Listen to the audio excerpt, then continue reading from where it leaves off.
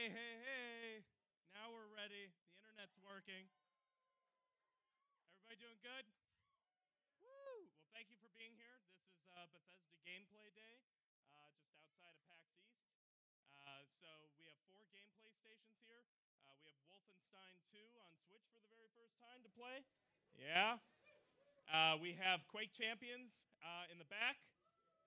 We have the newly announced ESO Somerset over here. A lot of ESO people here, awesome.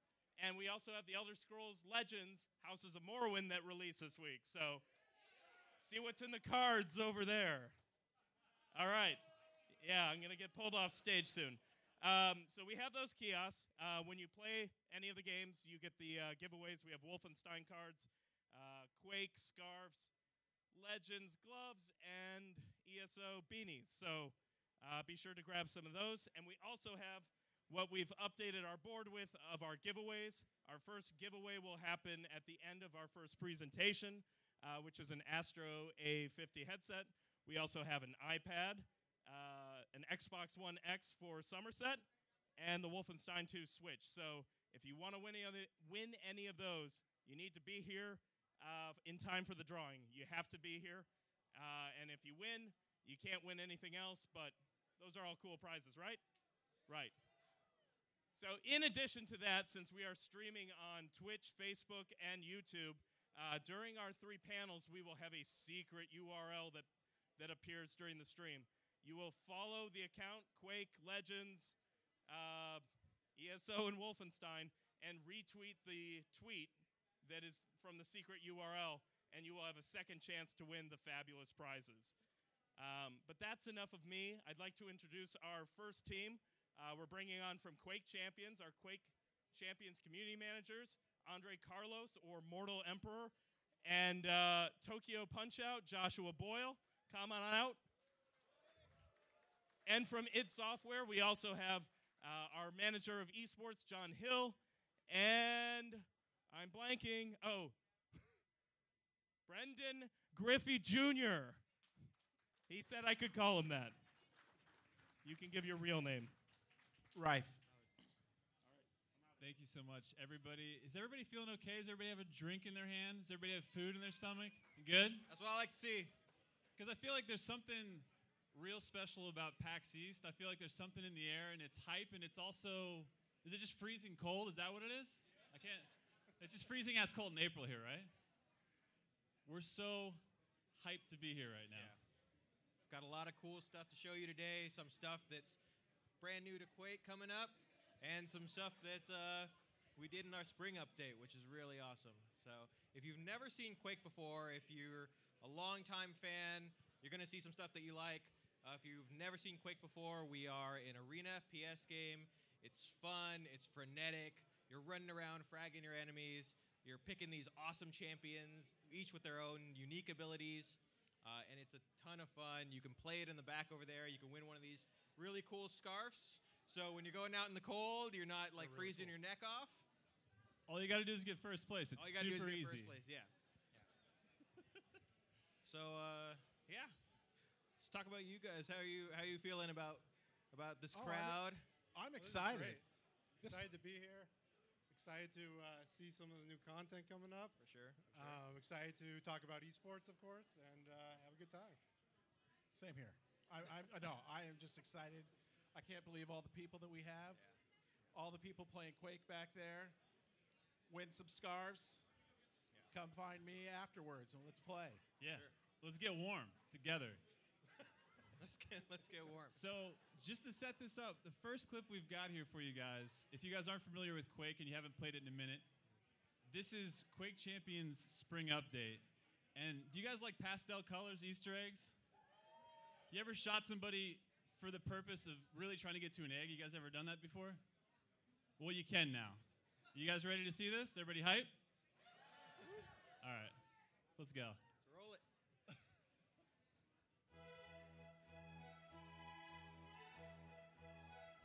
We start out with some traditional Vivaldi here. It's a nice setup.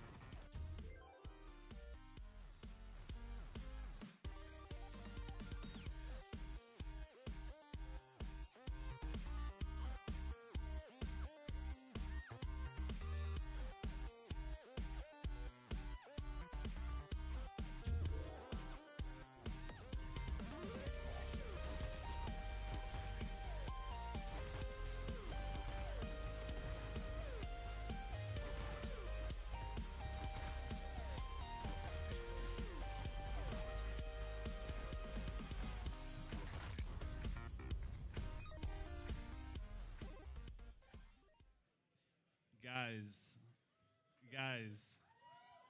These two gentlemen, John Hill and Brandon Reif, were actually featured in a lot of that video. Do you guys want to speak on that? How was that experience for you guys? I got fragged a lot. And I did a lot of John fragging. fragged me a lot. It was painful. But it was fun. That's a 0-4 highlight reel right there. I know. I was going to say. I was like looking at the names and I was like, yep. Okay, yeah, this is a reel. Well, the funny part, the only two names are John and mine. The rest of the team just used random id tester name. Okay. Yeah, we're willing to put ourselves out there. You're preparing for this moment is what it was. Yeah, exactly. That's good. Yeah. So that was Instagib mode. That is, or Instagib. Depends. That's a hot button topic in the community, whether we pronounce it Instagib or Instagib. However you want to say it. Basically, it is one shot, one kill. You can hop into a match. You don't have to worry about weapon pickups or map control. You just aim at an enemy, boom, blast them. That's what we got playing in the back there, and it is a ton of fun. And you can see some of the really eclectic characters we've got. You can run around as a dinosaur. You can run around as like a guy with a flaming skull for a head on a hoverboard. Hold up, going a million miles an hour. Oh, it's genius. You know, my favorite part of that update was the map. The map, yeah. Adding flowers to a Quake map, and a rainbow. Yeah, the rainbow is cool. If you look up in the sky on that map, there is a rainbow. Yeah. A lot of people miss it, but it's nice. Yeah. You know what my favorite part And the is? eggheads.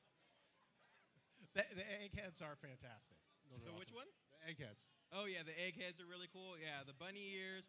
My favorite thing is those awesome flower shaders you guys saw for the weapons. So like, nothing beats shooting someone with a rocket launcher covered in like pastel flowers and like posies and daisies and stuff, because that's just like good. insult on injury, right? Yeah, it's nice. Like, I'm gonna be happy and frag you. Yeah, it's great. I'm telling you, like as adults, I feel like we need a little bit more to get into the season. You know what I'm saying? Yeah. Like, oh, it's Easter. I'm like, what day is that? And then I'm like, oh wait, there's eggs in this game. I'm seeing rainbows when I'm jumping up jump pads. It's like, I'm into Easter now.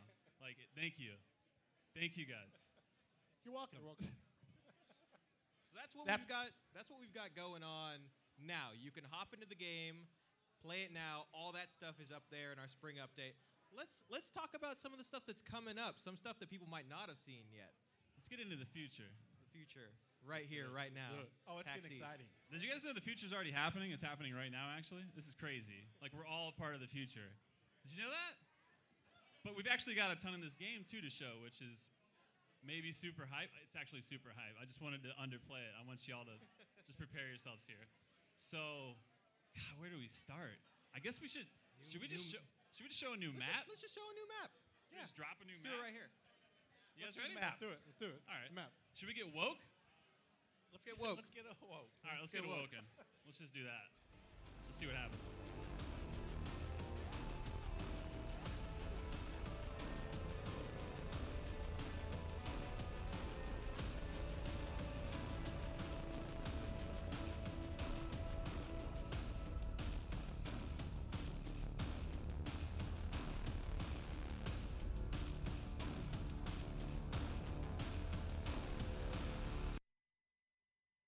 Hold up, what was that at the end?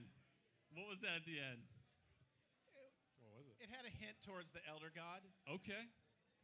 Any Lovecraft Cthulhu. fans in the audience right now? Lovecraft fans? Lovecraft, HP I think I Lovecraft? saw a hand. Anybody? All right, a couple hands. So, praise Cthulhu. Yeah. So that's what you just saw was Cthulhu. That is the female version of Cthulhu. Kind of. It's our own version of our Elder God. Yeah. I like it. So all of the maps and all of the themes in Quake Champions are tied to Elder Gods, right? Yeah. These cosmic horrors from another realm. Yeah. That's exactly what they are. They bring people into their world, the champions, Yeah. to fight in their arenas. It's kind of fantastic. So in this arena in particular, when an Elder God's like, "Dear champion, I would love for you to fight in Awoken," what does that feel like when you get in that arena? It's fun. I mean, it's. It feels fun, confirmed. Awoken is fun. That's the soundbite. We've been play testing it internally, and it's a really well-designed map. Circular in nature, but has different levels. We've brightened it up. The theme, really bright, vivid colors. It looks really just fantastic. Fun to play, too. Yeah, it kind of has that fog. When you look at it, you're like, I bet it's hot and moist and sticky there. That temperate jungle looking. Yes, exactly. Feel It's to kinda- it. But it's kind of nice because a lot of our maps are a little bit dark. This one's bright. This one it's kind of like Runes of Sarnath. Nice. It's really pretty. It's got that jungle theme. It's got all the vines hanging down, the gray stones. It's very cool. And in this map, what I find fun is there's little areas and holes in the wall where you can take shots through. Oh, nice. And little nooks and crannies. Yeah, and you got to be a little bit careful. You could fall off the map. You know, There are I've some seen areas that. where you can. It's a risk reward, right? Like It's a you can risk take reward. you can take some shortcuts by jumping through areas on the map, but there's a chance you can fall out. It's good. It's a lot of fun. Yeah, there's some really cool like dual-sided teleporters that'll take you to different areas in the map. Nice. So there's one that positions you like right on top of the rocket launcher, which is really cool. Oh, so you damn. can like control that weapon. Plus, if you're Galena, you're like, I imagine that someone might want this rocket launcher. Totem. Yeah. Galena's one of our Totem. characters who can set down these. They can heal teammates, but Yeah. they can also hurt enemies. Right. So you put one of those outside a teleporter and someone runs into them, boom, done. It's beautiful. That's a lot of fun. Galena's totems are perfect for the end of the teleport. Boom, drop Yeah, it. it's fun. But I don't think so. We've got a new map, but what would a new map be without a new weapon, a new That's weapon right. skin? Right? And we teased this a little bit. We saw it We teased shooting a little bit. a couple weeks ago, but we never saw it shoot anybody. So what does that look Yeah, like? yeah. Should we see that? And for all of you Yeah. Let's see it. Let's roll it. old school Quake fans in the audience, I think you'll recognize what we're going to show right here. yeah, check a look.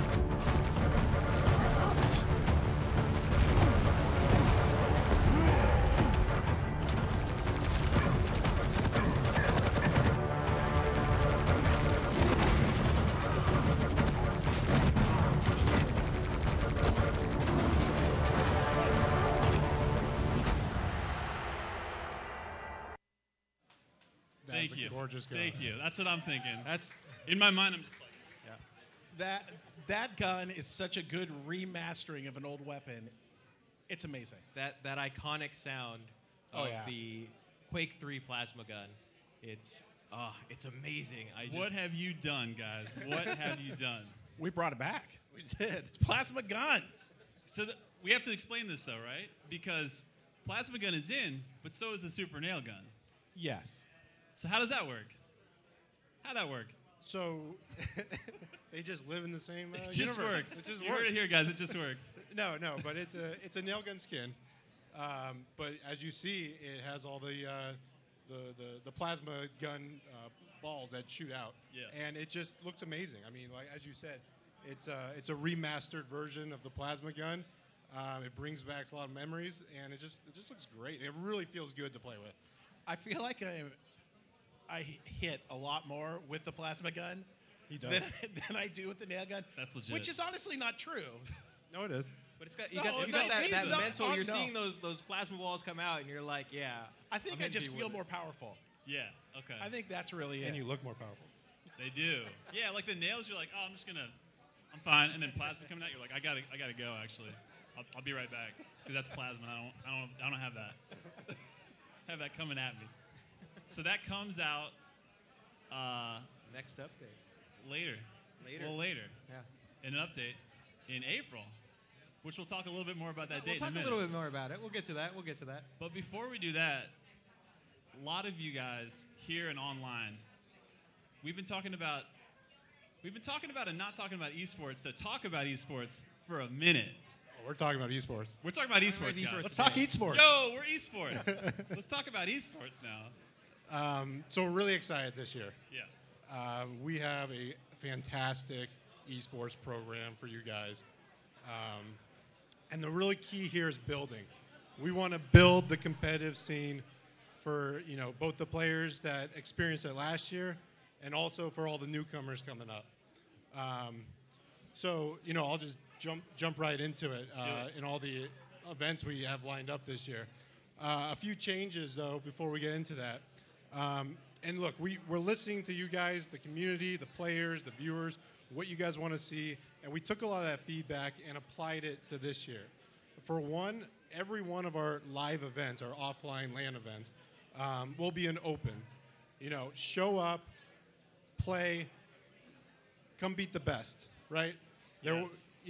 We want to bring back that vibe of, LAN parties, getting the community together, playing people that you've never seen before in real life, and bringing that sort of experience to these events. And it's just great. Another thing is we're going to reduce the amount of modes we have in a single tournament to one. This helps players focus on one mode leading up to the event. So it's going to be very helpful. And on top of that, we, in our last spring update, we just came out with 2 versus 2. We want to celebrate that by hosting our first event at DreamHack Tours in France. It will, like I said, be a 3-day open tournament, 2 versus 2.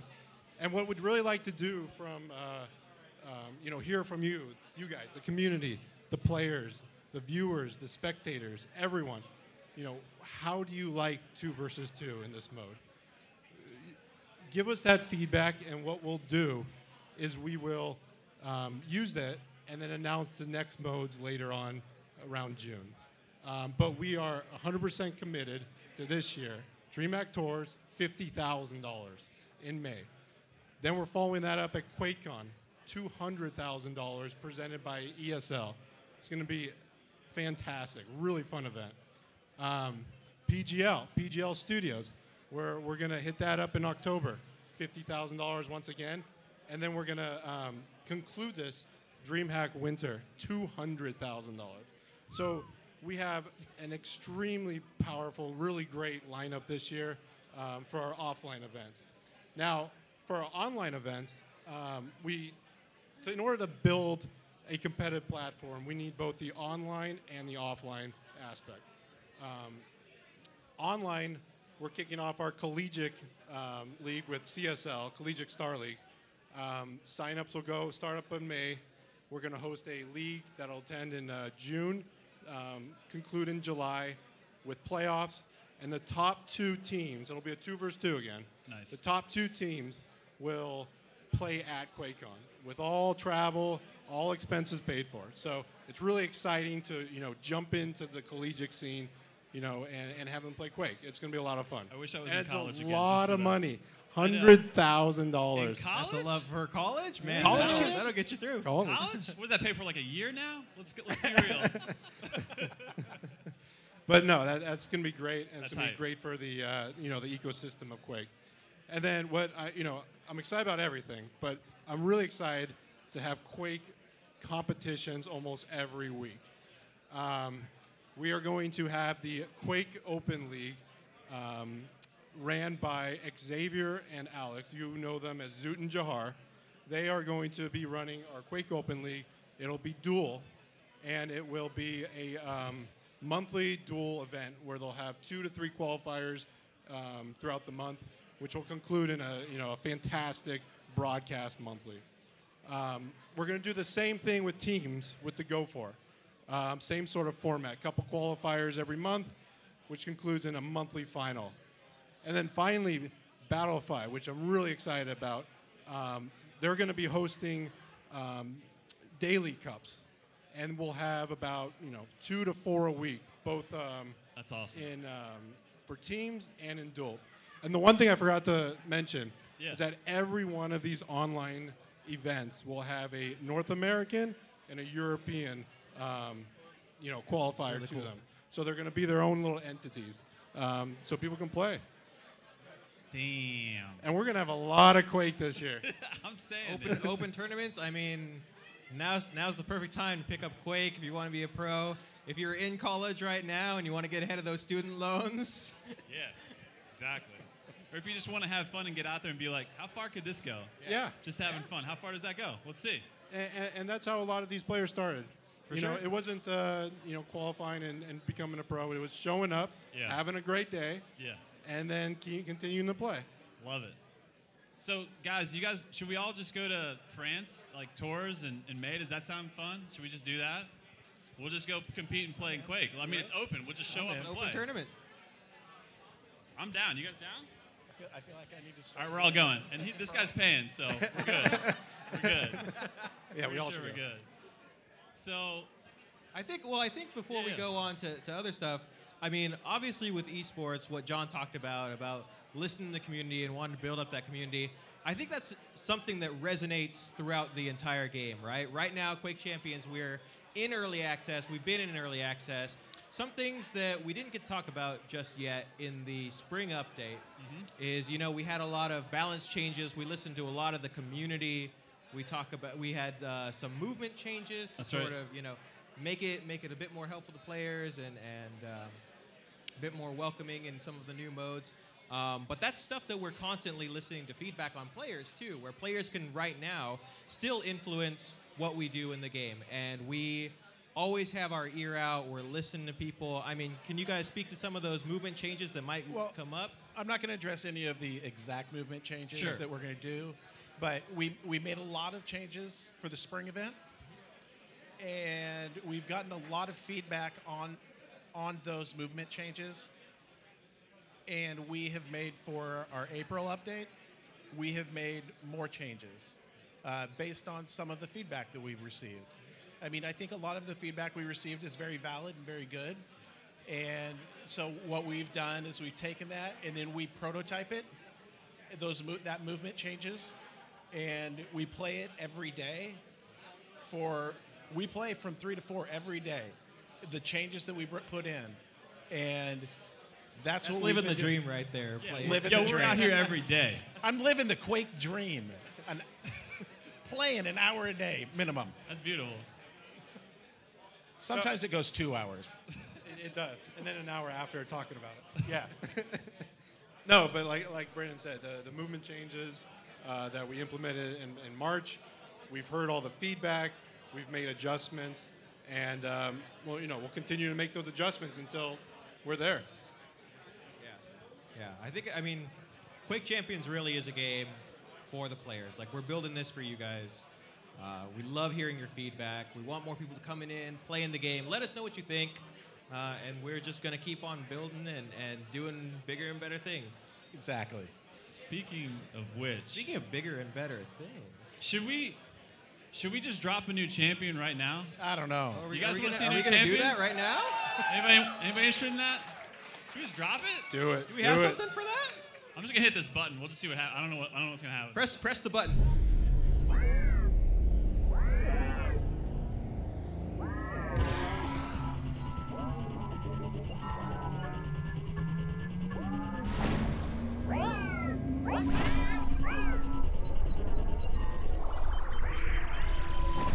Dear Databrain, message 4398.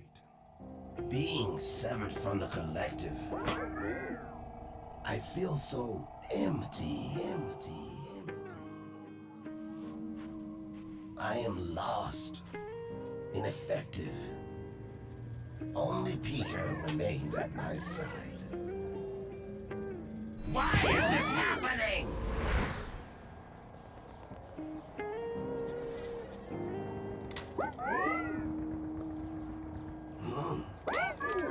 You're right.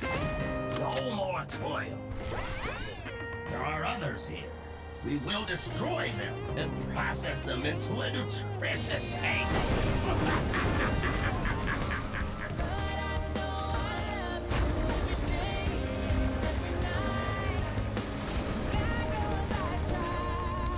Yes! Once more, I am with purpose. I am effective. Come, Peter, for the strong!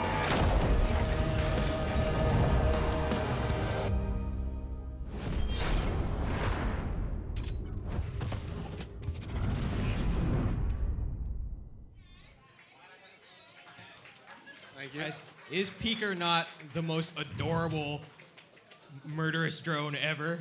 I want Peeker in my car. I want Peeker on my shoulder. I want Peeker hats. He's like an evil BB-8. So beautiful. So there's a release date at the end of that too. There was. Anybody catch what that was out in the audience? What's that release date? You guys were like, I saw an 26? adorable thing and that's all I cared about. You're right though, the 26th. April 26th. April 26th. Strogg and Peeker. So wait a second. This is a single champion with two Right? characters. How does that work? Go ahead. So How does that work? so you're only one at a time. Okay. And the beauty is, so you run around as Strogg and you play as Strogg as a regular champion. And his active ability is the Peeker. So what he does, you go and you find a spot where you're not going to be really seen. You deploy the drone, Peeker, and then you run around and you shoot at people. Or what I like to do, is find a high area, and then I like to spot different opponents. And so when I spot those different opponents, everybody in the map on my team can see them through the walls. So he is a real recon drone. Totally. He's kind of support, and he can be attack. Yeah, and on top of that, he can fire lasers that do about and use his his strike that charges at someone. It's got a self-destruct. Self-destruct. Yeah, exactly. And it it goes faster than when he usually moves around in, and then explodes near the champion. And there you go. He did a lot of damage for hiding in the corner. And so when you take damage as Peeker, does that hurt Strogg? No. Just his heart. No, just It makes his him emotional sad. state. Yeah, it makes him sad, but then he just Okay. Then you run around. Hold on. Okay. He'll be back in a little bit. Then you just run around the map and power him back up, and then you just let Peeker go again. So even when he self-destructs, I know everyone's pretty worried about it. You can just get some We'll get to what that is too. He's got a different pickup than everybody else. The cooldowns. Yeah, but see, it's not just the regular vials of cooldowns you can pick up, right? What do you know about that, Andre? So let's talk about his passive a little bit. Let's do it. So we heard him in the trailer talking about turning his enemies into nutritious paste. If you're not familiar with the Strogg, basically they are fusions of decaying flesh and machinery. And what they do is they go and they conquer other worlds and they turn them into nutritious paste. I mean, it is what they do. And what they call it Very is low carbon Stroyant. footprint. Yeah. Very low. Very, very low carbon footprint. Very efficient. Yeah. Very efficient. They call it Stroyant, and Stroyant is what fuels the Strogg Empire. Yeah, those were those red capsules The red that capsules would pop out of the enemies. We'll show that a little more in a second here. Yeah. But yeah, so when you pick up those capsules, they drop every time Strogg kills an enemy. And you can run around, you pick those up, it heals you for 25 health.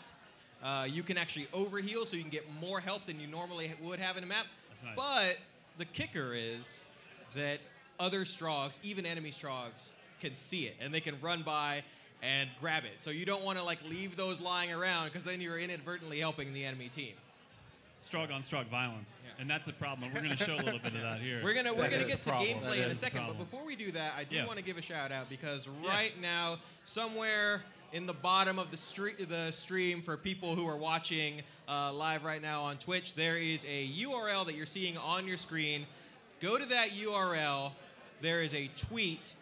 Make sure that you follow @Quake. That is the Quake Champions official Twitter channel. You're going to want to retweet that, and you will get a chance to win those cool Astro headsets that Matt Grandstaff showed off earlier today. So go ahead, do that. And I think we can get into some actual gameplay. Should we show a of little Strogg. gameplay? Let's show yeah. the Let's show actual some. gameplay All right, of let's see what Strogg. this looks like. Thank you. The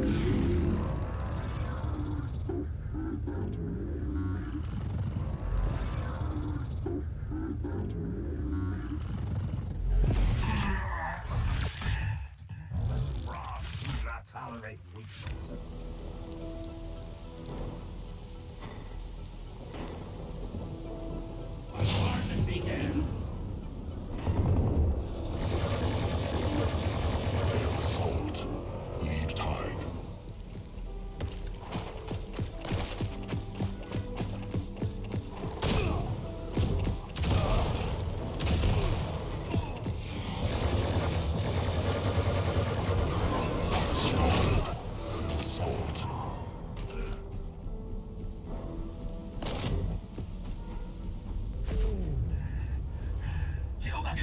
Consume their flesh. Yeah, so that's Yo. Strogg. Yo, you see he was picking up paste? He was making paste out of people and just being like, "That's delicious. I'll bring my boy Peeker out sooner now." It's pretty nice. I mean, it's a pretty nice ability. you're basically, with Strogg, you are basically playing like a high stakes hide and seek with him, aren't you? You know, you cloak when you bring out Peeker, so you just go find a place, hang out, send him off, do your recon, do your dirty work, killing people, run and pick up the health vials after that. That's exactly it. That's perfect. That's it. You gotta be a little careful, 'cause if you get caught, If you get caught, yeah. So you saw he has that red outline, so you're not completely invisible. Like Right. When you pop Peeker and you're flying around anywhere you want, your actual body of Strogg is cloaked, but he's still a little bit visible. he's got that shimmer. So you got to figure out clever ways to hide him when you're out there with Peeker. And Peeker isn't invincible either, right? No. You can take out Peeker. oh As yeah, he's flying yeah. around. As he's flying around, just aim at him, but he can be a little squirrely, so gotta get right I mean, in you it. have full like air control. You're flying around, so you can dodge and do other things. Absolutely. Yeah. If people find you when you're cloaked and kill you, Peeker dies too. Poor Peeker. No, that's just. And that's It's just kinda sad. sad. That's just even. sad. I don't think. I don't wanna I'm think glad about we don't that. have footage of that because that sounds sad. That sounds super sad. But hold up. There's a part of his design I wanted to talk about. He's got what looks like these metal wings that are popping out. Let's talk about that for a second. What's that about? Well, he has to be able to control Peeker somehow. Those are like Okay. the radio control antennas, and they have been part of the Strogg. Is it? Yeah. That's like their insignia, right? He's repping the Strogg on his back. Yes, he is. Yeah, because you remember in Quake 2 and Quake 4, every time you'd see those boxes, they'd always have somehow And Strogg Quake 1. And Quake 1. It was they're in always- Quake 1. They're very organized. Strogg are very organized. Not only are they hive mind, but they're branding all their stuff. They're very good at branding. And branding always had those wings, that skull and those wings. Yes, right? it is a tight logo. It's very well done. They had a good designer. So Peeker's got some interesting gameplay himself. There's some interesting counterplay if you're playing against Strogg, right? Like Visor, I think so. Visor is one of our champions who he has a wall hack as his active ability. He can see through walls. You know when enemies are coming around the corner.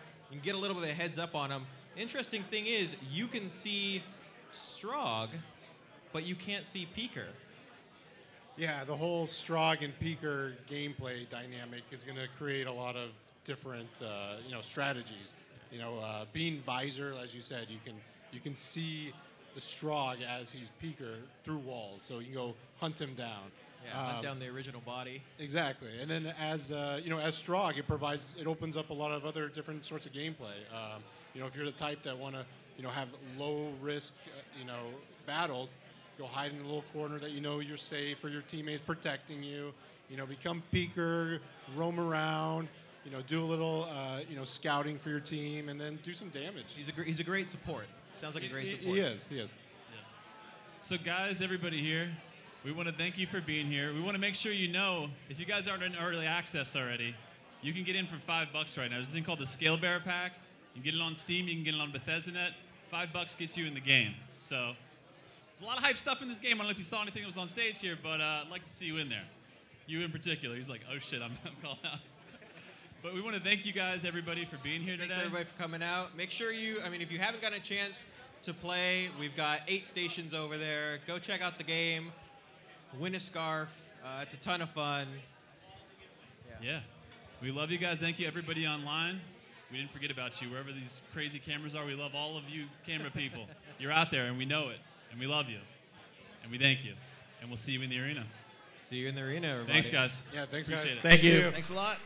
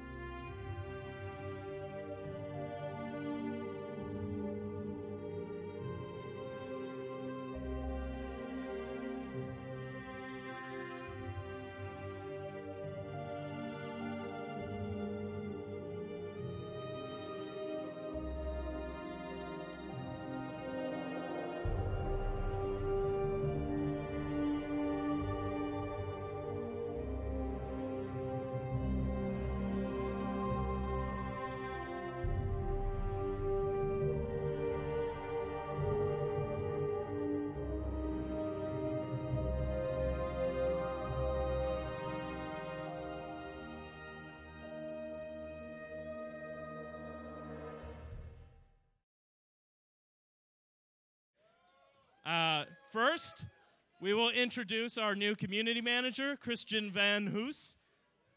He's in the Hoose right now. I am CVH. Yep, sorry, I did it.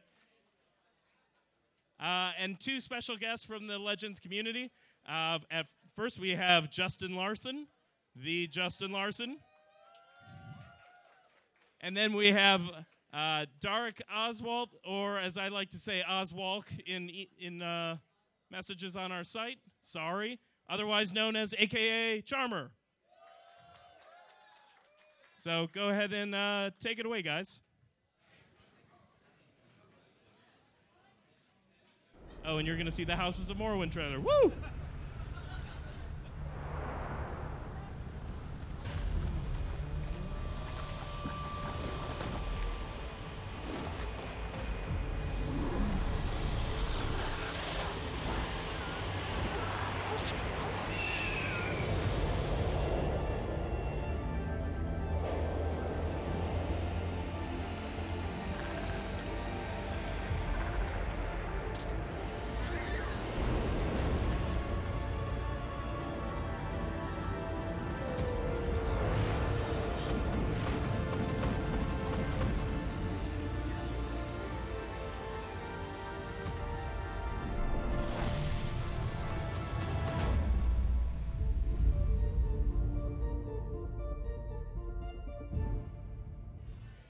Wow, right? How's it going, everybody? Wow. My name is Christian Van Hoose, as Matt just wonderfully introduced me. I'm the new community manager for Elder Scrolls Legends. I've been about 4 weeks on the job. You might know me as CVH, streamed this game a lot, did a lot of YouTube stuff. And speaking of other content creators, I am joined by two very special guests today, the co-hosts of the Fun and Interactive podcast, as well as streamers and YouTubers in their own right. Why don't you guys introduce yourselves? Hey everybody, I am Justin Larson, and I am super excited to be here. And I host the Fun Interactive Podcast with Charmer here. And I'm Charmer, right? Like he just said that. My name's Darick. I've also been doing the Fun and Interactive Podcast, Twitch, YouTube for 2 years now. Yeah, it's been a long time. And, Legends, not necessarily the newest card game, but we are getting a new expansion. As you just saw, Houses of Morrowind released a couple days ago. It's a wonderful expansion. 3 attribute decks are now possible. We're going to be talking a lot about the new deck building capabilities and the new solo content and how we've started to adapt already. But first, I don't know if a lot of people are familiar with Legends or specifically you two in general. So why don't you guys start by introducing yourselves a little bit more and telling us how long have you been playing the game, what are your experiences in it, stuff like that. Absolutely. So I got into the Legend closed beta about 2 years ago today. Played in closed beta, offered some pretty useless feedback about how overpowered I thought Portcullis was. And then started a YouTube channel about 1.5 years ago, and been making content for that pretty much every day since then. And then about 6 months ago, we started up a podcast, something we've been talking about doing for a long time. And we get that out mostly every week. Yeah, I got into the closed beta a little bit after Justin did. I haven't been playing quite as long. It shows. Yeah, it definitely shows. And I started streaming essentially when the NDA came up. Actually, I think it was right around the same time CVH did. I remember running into you on the ladder quite a lot when we had the same schedule. Yeah, it was a lot of fun when it was just us old heads playing. Yeah. Started making content on Twitch, started making content on YouTube, fell in love with the game, fell in love with the community. I met a lot of great people like Justin, also CVH, and been doing it ever since. Yeah, my story probably begins at a PAX East a couple of years ago when this game was still in early access and you needed a code to actually be able to play it. Corey Millhouse is here somewhere. Yeah, there he is. He attended that PAX East and got early access beta keys, didn't tell me about him at all, and I found out months later and I was pretty mad. So that's the whole story of how I wasn't able to play for the first couple months that I would have wanted to play. It's great to be here now, though. A lot of things are happening. What have you guys thought about Houses of Morrowind so far? You guys gotten to play a lot? Yeah, right? Corey likes it. Houses of Morrowind has been a huge change for how the game operates, right? Like, I said many times over the last couple of years, like, no way they ever do three attribute decks. No way you can ever put 3 colors in a deck. And I was completely wrong, because now, I mean, we essentially added 5 new classes to the game. There's all sorts of synergies that have never been available before. And I I'm shocked, frankly. Yeah, I remember a lot of the time people used to ask me questions that I had no business answering before I worked here. Do you ever think we'll be having 3 attribute decks in the game? And do you ever think playing more than 50 cards will be correct? Were 2 of the most popular, and I would always just write them off immediately. Absolutely not. That sounds insane. They would never do that, and of course not. Of course. So, yeah, obviously the first thing I learned when I started working here was like, hey, the new expansion's going to have 3 color cards, and you also get to play more than 50 cards in your deck. So that was absolutely fine, and it was fun to backpedal on that a lot. Charmer, what do you think? I think the new expansion is great. I said when it was announced that in many ways it's going to change the game forever. So we kind of talk longingly and lovingly sometimes about the way that it was when we just had core set, us old timers. Before we had Skyrim, before there was shouts, before all of those things, the game felt a certain way. And with Houses of Morrowind, because so many fundamental things change about deck building and the kind of like card synergies that you can use, in many ways, this game is going to have like the pre-Morrowind era and then the post-Morrowind era, because everything now and going forward will always take this into account. So it really does fundamentally change the game. And I also am a big, big fan of the puzzles that came out with this expansion as well. Yeah, the puzzles are absolutely amazing. I love how they both introduce the new mechanics, teach you how to do the new stuff, and give something for people who have been playing forever, a chance to do with the higher difficulty levels they ramp up to. Yeah, to sort of circle back around to the fundamentals that Morrowind is breaking with this game, if you guys are unfamiliar, it's like any other card game. You build your deck out of your own cards if you want to play constructed. And up until now, the 5 attributes, strength, willpower, intelligence, endurance, and agility, you can play 2 of them in a deck.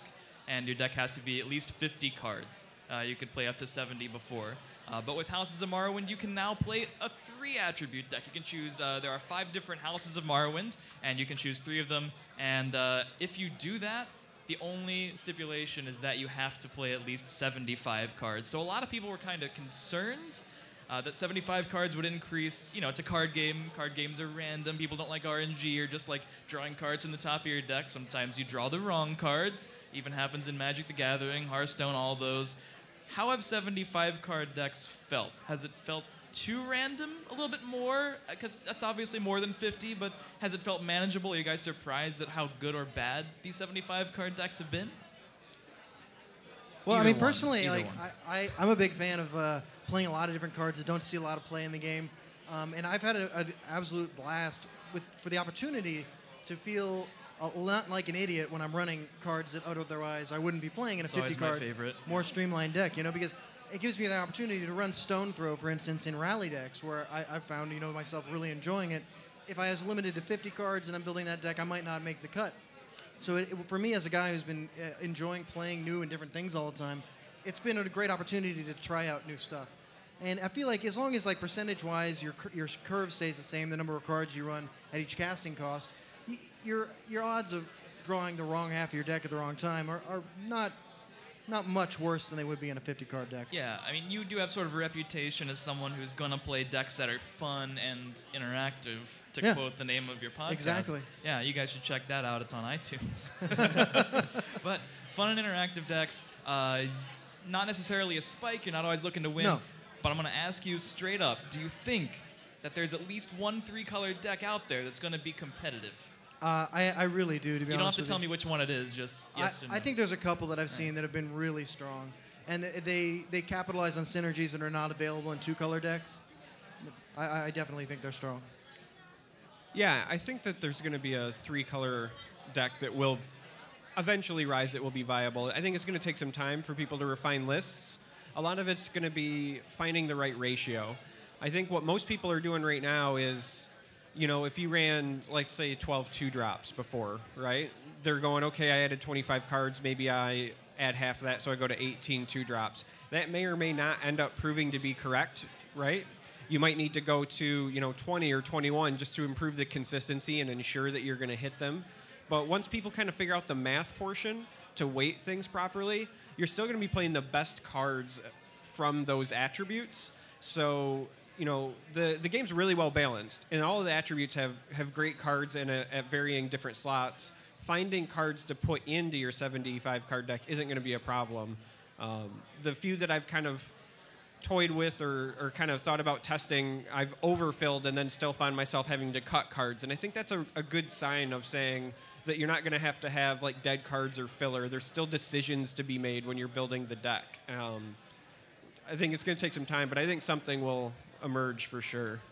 One of the things I really like about the 3 attribute decks, the new classes, if you will, for Houses of Morrowind, is how well they've managed to incorporate that feeling from the original Morrowind Elder Scrolls game with the 5 new classes. You know, identifying them as the Tribunal Temple, House Lalu, House Redoran, and all that has been really exciting for me because they've done such a great job of translating the memories I have of Morrowind into the card game.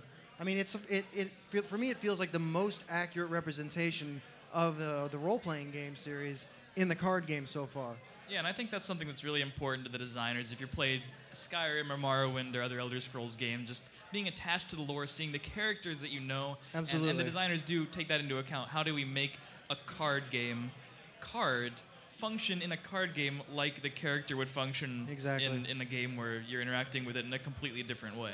Yeah, this expansion in particular, but Legends historically as well, does a really great job of translating that Elder Scrolls experience to a different medium and giving you the opportunity to have these adventures repeatedly in these small 5 to 15-minute increments, which is great for people who are playing on their phones, playing on a tablet, playing at home between whatever else they got going on, playing at work. Playing at work? Who would ever do that? I mean, I definitely have not, sir. Okay. It's only during certified lunch breaks. Yeah. Yes. So what were you going to say? I was just going to say that, kind of speaking to that nostalgia factor, I don't remember for any of the other, whether it was the small expansions, the story expansions, even Skyrim, I don't remember seeing as much instant recognition during the reveal season as I did for this set. Every time art was teased, every time there was a card, immediately people said, like, oh, that's Jueb, Yeah, and they were right. A lot of the time, the cards would be... I was disappointed because I was passing out these full arts, and I was hoping that they would, you can, yeah, sure, go post the full art on Reddit, build some intrigue, it'll be great. People will wonder for a few days before the reveal, and everyone's like, okay, this is what it is, this is the attribute it'll be, this is probably the effect, and they were like 2 words off, and I was like, oh, great. Even for the named characters, people were saying, like, oh, that's like a Burn Clan vampire immediately. Like, it was so fantastic to see that kind of connection between the single-player games that we all know and love and then seeing them come to life in the card game. It's very impressive how people got that. I mean, it speaks to both the place in a lot of people's hearts that Morrowind occupies and also just the Elder Scrolls game in general, the Legends game in general has just really been upping their game lately, In the past, there were some non-unique creatures that didn't have that instant recognition, sort of stock characters, cards like Lowland Troll. And now, when we see Betty Netch, for instance, we all instantly recognize from the art what that is from the game. So, Legends is a game where you can play many different ways. You don't even need to play against someone else. I know some card games, especially the paper card games, are locked into that. But through the power of the computers, we've been able to do single-player content and just arena modes in general. So single-player, solo arena against the AI versus arena you can play against other people. You're drafting decks. You don't need a collection. You need no prior experience. Hugely popular game modes. I know Pete Hines, our VP of marketing, is huge arena nerd. He loves arena. He's always playing it. If you've seen any official streams with Pete, he's always playing arena. And it's also popular on the complete other end of the spectrum. Complete new players hop into solo arena. They get to play with cards they don't own, win pretty rewarding prizes. Absolutely. And have a no pressure, no time limit situation against the AI. So it's a hugely popular mode. But with Morrowind, it's changed. Exactly. And now you can play 3 attribute decks every time you log in. Some of the old cards rotated out of the format to make sure you have the Morrowind experience. Yeah. And every single time you enter an arena run with gold or with money or whatever you want to do, an event ticket, you will get the opportunity to play a 3 attribute deck if you want. And how's that been going? I know you guys like Arena a lot too. I haven't played a whole lot of it myself, so I'm curious, has Arena felt better? Right. Well, you mentioned how Solo Arena can appeal to new players, but I want to say Solo Arena appeals to super entrenched players as well. I mean, like I was up late last night in my hotel room here in Boston grinding out Solo Arena because I loved playing the new 3-color decks. I've had an absolute blast playing That was last night, right? That was last night. So you did skip out on drinks to go play Solo Arena is what happened. I did decline to go out drinking with you so that I could play Solo Arena. Yeah. Great. Yeah. I know. I mean, look, no offense, man, but Betty Fast Netch. friends. Betty Netch, yeah. What about you, buddy? I mean, I think the arena experience is still just as enjoyable now as it was before. I know you mentioned the rotation, and unless I'm consciously thinking about it, I haven't even noticed that some of the older cards are gone. Right. I've heard that a lot, actually. It's yeah. interesting. And that's not to say something negative about those. It's just one of those, like, the era of Heroes of Skyrim, for example, has kind of like run its course in my mind. And so not only are we getting the new cards, and so we're excited to use those, and we're looking forward to seeing those. But also just, I think it provides like a more condensed experience in general.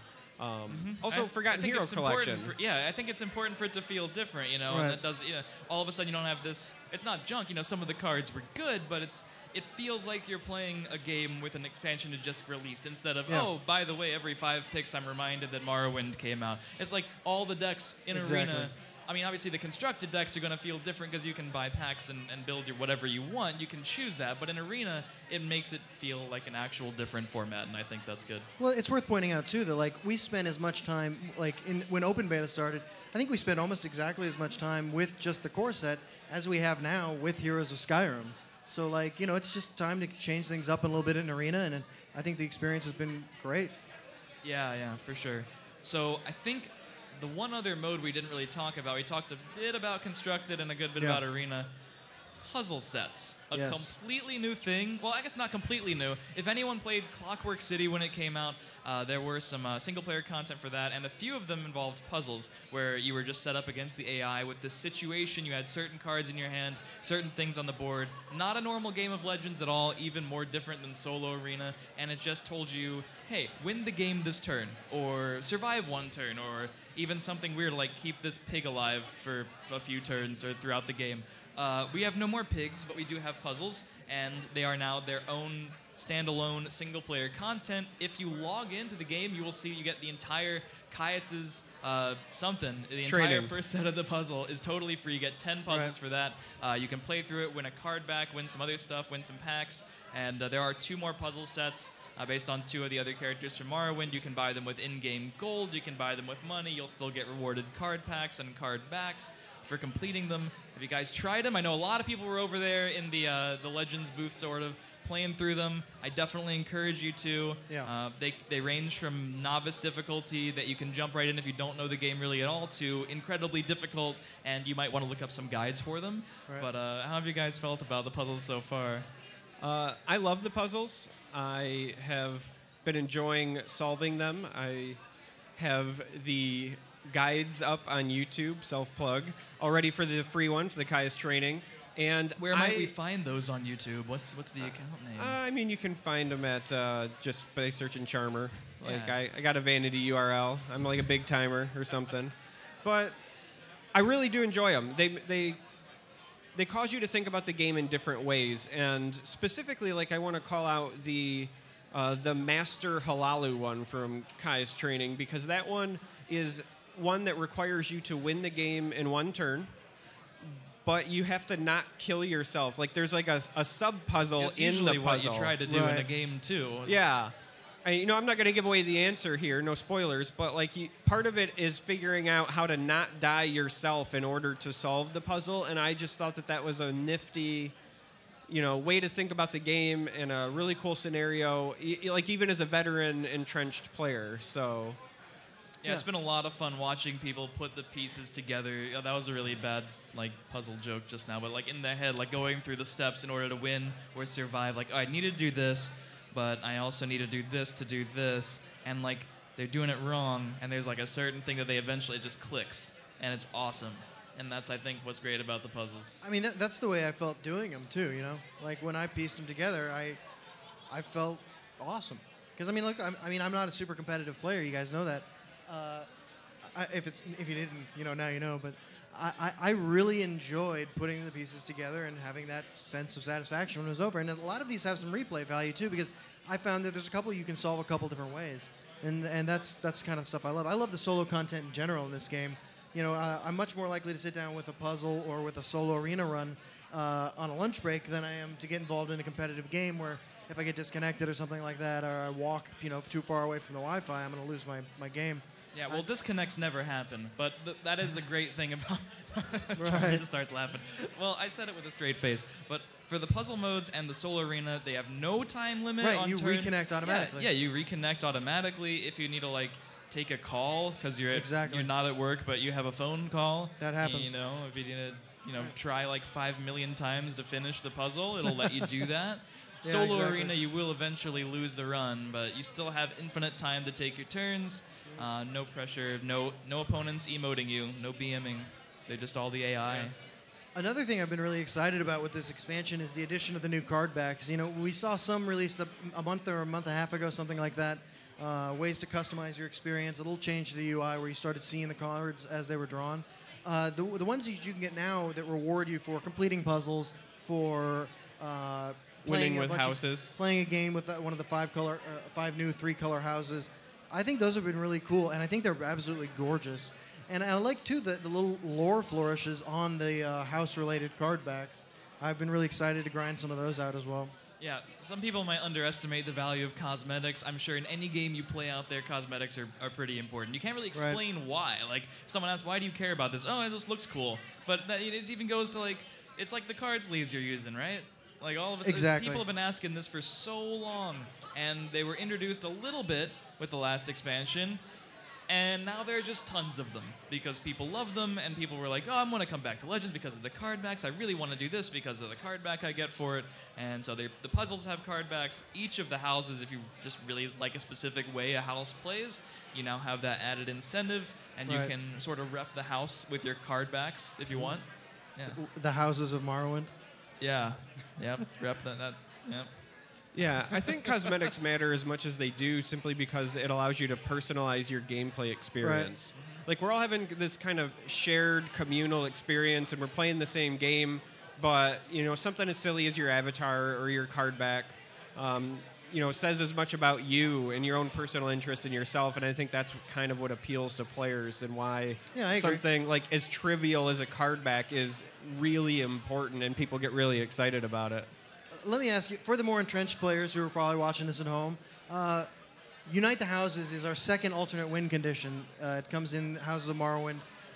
You have to have at least one representative from each of the 5 attributes on the board at the same time. I saw that card. Yeah. And, if you just win the game, you can assemble it. I saw that card and I said to myself, I kind of want to give this away for someone to preview. Yes. But I really think people should just discover it when it comes out. Because I had no idea how people would react to it. Right. I've heard everything from, oh my god, that's OP, to, oh, I can never get this to work. I suggest trying it at least once. Absolutely. By the way. Yeah. I mean, There's a title. I love these alternate There win is. conditions. So here's my question to you guys. You guys both play a lot of this game. What color combination do you run your Unite the Houses decks? That's a good question. I think that I know whatever my it is, at the core, you have to have intelligence. Yeah. Because intelligence, as part of their theme as an attribute, is the one that kind of dabbles in randomness, right? That makes Create sense. a random, action card. I think of cards like Balmora Spymaster. So if you're trying to cheat out cards from other attributes, that's a good space to start. And then the second one is probably Strength because of Plunder. So Plunder has the opportunity to give you not 1 shot, but 2 shots at items that might belong outside the attributes you're running. Or even Hrothgar Forge. You could do that. Merrick. Yep. Merrick's a good one for that. And then the last one is Agility, because you get things like Elder Gleam Matron and Wild Beast Caller that are going to generate random beasts. So I would say, personally, if I was trying to build a Unite the Houses deck, I would go with House Dagoth and kind of focus on what I call those casino cards, right? And I also think that it's in your best interest, if possible, to use cards like Plunder, where you're going to have the benefit of holding them in your hand and playing them all in one turn in conjunction with Unite the Houses. Because if they're on the board and you give your opponent time to respond, they're more likely to interrupt your fun, rain on your parade, than if you drop 2 items of different attribute colors and then play Unite all in one turn. That makes sense. Yeah, that's definitely a way better approach than I had to the situation. I just threw it in an altered Telvanni deck, so green, blue, purple. And if you asked me why I added purple instead of red, I don't know if I have a good answer, except the deck felt like a better deck when I wasn't relying on Unite the Houses. Right. I will say you get more draw. They released the Sun and Shadows, which I let you guys preview. That was awesome. Yeah, that was a right? great card. So that actually lets you choose an action from your deck to search for. I like that. So Pull you can, Unite the you Houses. can search for the houses. That was the thought. And then Telvanni Catspaw draws a billion cards. Right. So at the very least, you get to draw Unite the Houses faster, and then you're stuck with it, and it's not doing a damn thing in your hand. I like and, that. Yeah, unfortunately, I only got it off once. It was 100% win rate because that was the one game I played. So I could not tell you if it's consistent, but I could lie to you and tell you that it was consistent. So I took like a different approach than both of you when I was trying to do it on Thursday. I put it into Tribunal Temple. My thought was that some of the craziest board states I've ever had in the game have been with Support Mage and Infinite Wabbajack triggers. And I thought, well, I could Wabbajack's a good one. I Yeah. could run the card that draws the top card of my opponent's deck in there. I'm already running Orb of Vermina, so how hard would it be to pull this off? And I have the backup plan of just winning the grindiest game on the earth anyway, and I love playing that archetype. But I kept finding myself in a position where I was winning well before, like, not functionally winning, right? Like, my opponent had no cards, I had 10 cards, and I was at 15, they were at 30, and they conceded well before I did any uniting. Yeah.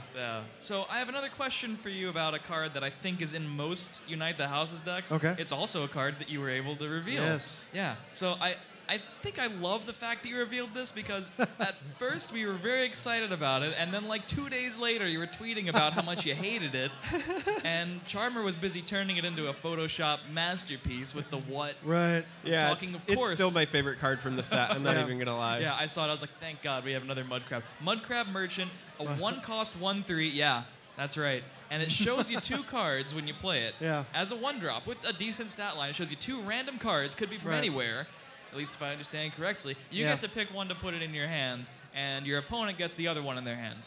Well, I mean, So yeah, do you like it? okay, so like I love playing it. What I don't love is it working out well for my opponent. I mean, just full stop. Like, that's how I feel about it. What is the worst Mudcrab Merchant you've had? What's your worst experience been? The worst one was being given the blue Camlorn creature, the 1/2 that interacts with your support cards, and my good. opponent got an Iron Atronach. That was a really heartbreaking experience. Wait. But you choose, right? No, this was my opponent gave me the Camlorn okay. and then later played an Iron Atronach that they got from it. That was pretty disappointing. Yeah, that's not great. The best one I had, I think I got. I've gotten an Edict of Azura off one, which was really super powerful. I gave my opponent some, garbage card. I mean, there is a lot of, I don't want to say there's a lot of bad cards, but there are a lot of not great cards. Certainly, like in certain situations, there's a lot of crap you can give your opponent with it. And that's fun. Yeah, you could theoretically chain infinite Mudcrab Merchants, I'm pretty You sure. could, yeah. Yeah, I don't know if anyone's done that. The first person to play 8 Mudcrab Merchants in a turn. Right. Just send that clip right on over. I enjoy the card. Sometimes, as with anything that you can high roll super high on, it's going to feel bad to lose to. I mean, there's no way around that.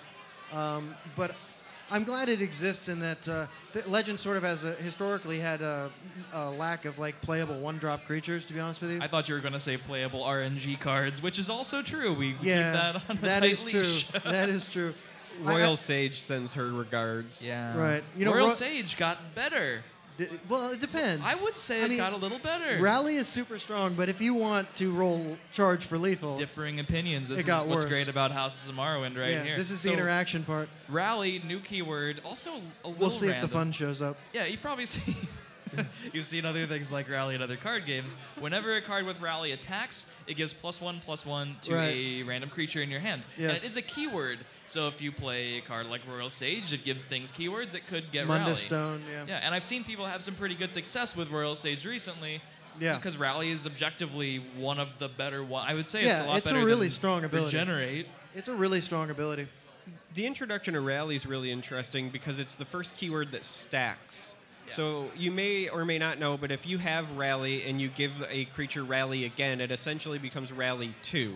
And then it'll give +2/+2 to something. Can you imagine And- if Drain stacked or Ward stacked? Right. Yeah, so That would be great.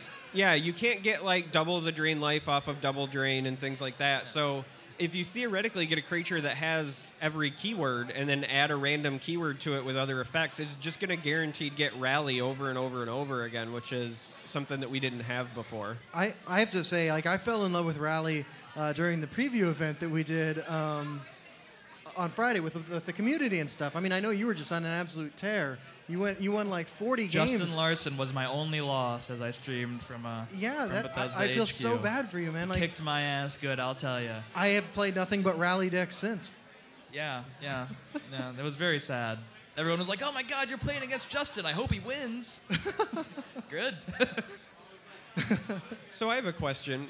Out of the 5 houses that were introduced, each house got a new effect, right? Like one of them is House Redder, and they got Rally. What's your guys' favorite houses from the set? Mechanically, I find Rally to be the most interesting keyword, to be honest. I traditionally don't play very aggressive decks when I play Legends, but I for some reason, something about increasing the stats of cards in my hand really is just super satisfying, like as an experience. And the way looking at the entire set, it feels like so many of the cards were designed to interact with Rally cards. You know, I think of a number of the Exalt cards. I think of the 4/3 in red that draws you a card if you control a 5-power creature. It interacts. There's a lot of overlap with the House Dagoth mechanic that cares about 5-power creatures. With Rally, you can get them out a little early. You can boost the stat line of a creature that will then trigger because it cares about its own 5-power, even though it naturally has less than 5. I've just found Rally to be sort of like the sort of complex tool that appeals to control players, printed on aggressive cards, which is giving me an opportunity to do something I would not ordinarily do with the game. Absolutely. I don't know. I like Rally. It's good. I don't know if I would. It is. I don't know if I'm particularly interested in the mechanics. I really like Telvanni.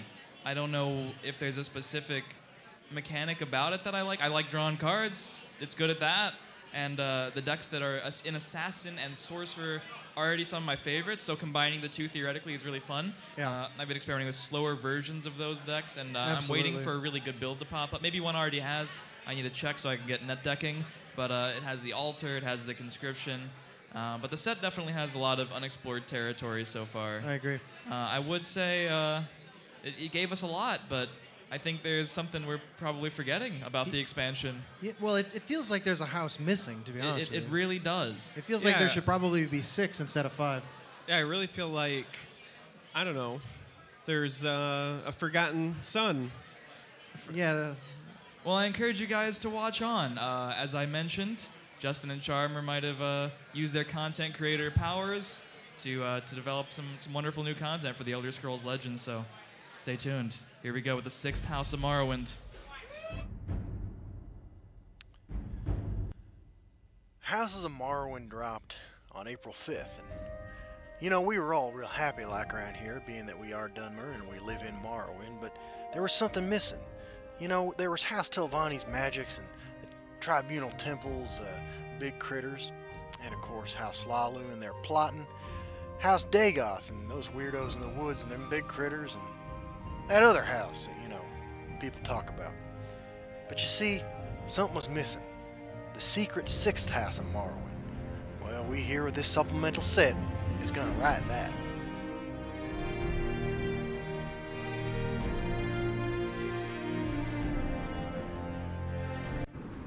That's why we're proud to bring you House Sodius, the 6th and missing house from Houses of Morrowind.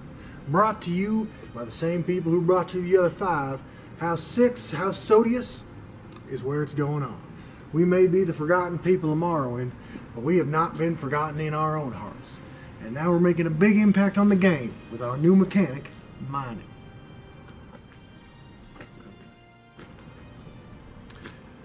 Mining is a new keyword special to House Sodius that says if this creature's controller emoted in the last 30 seconds, this creature's got to get attacked.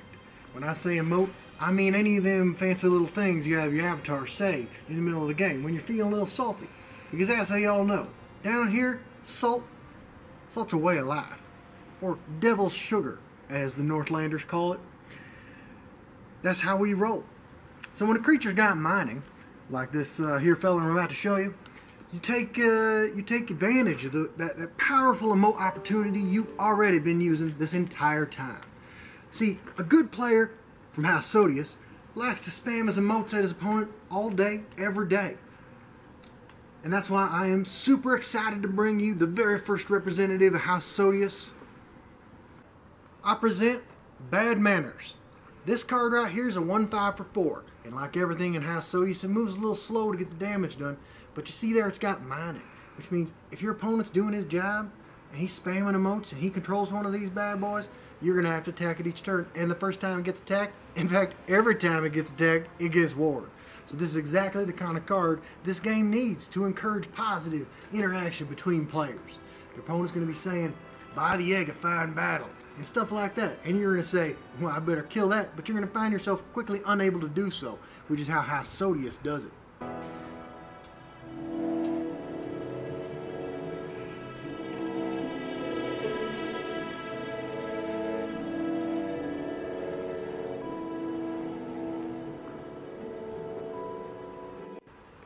Now, like I said before, here at House Sodius, we try to take life in stride. Except when we're salty, of course, in which case, you know, we don't. But salt's a way of life here. So, this creature right here, the Master Assault, is the first legendary creature card I'm going to be presenting from House Sodius in the new supplemental Houses of Morrowind, the 6th House of Morrowind expansion set. You see, whenever this feller here is attacked, you can add 10 seconds to your turn timer for the rest of the game.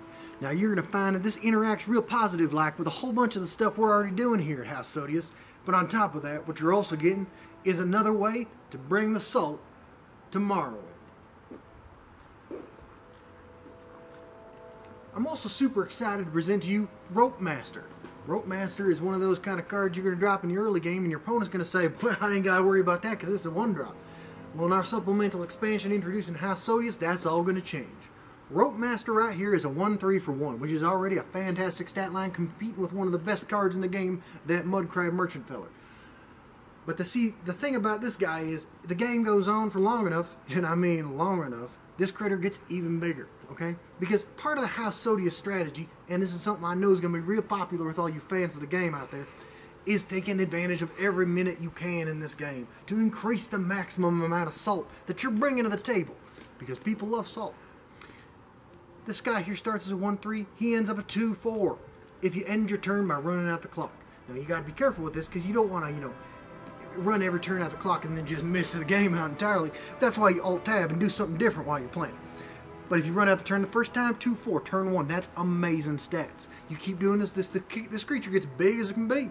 And since there's really no point in winning the game when you're playing House Sodius, you're just trying to screw with your opponent, you could take this guy up to 43 if I've done my math right. Rope Master is a great card and one I'm proud to be bringing to Elder Scrolls Legends.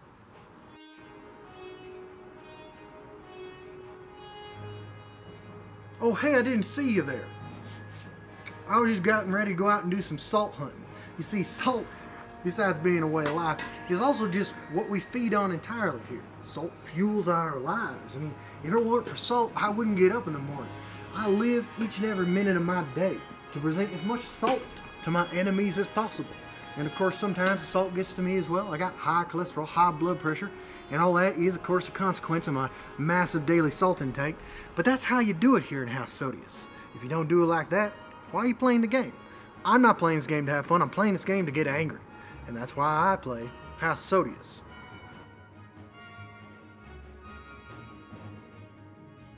A round of applause for the creators of House Sodius.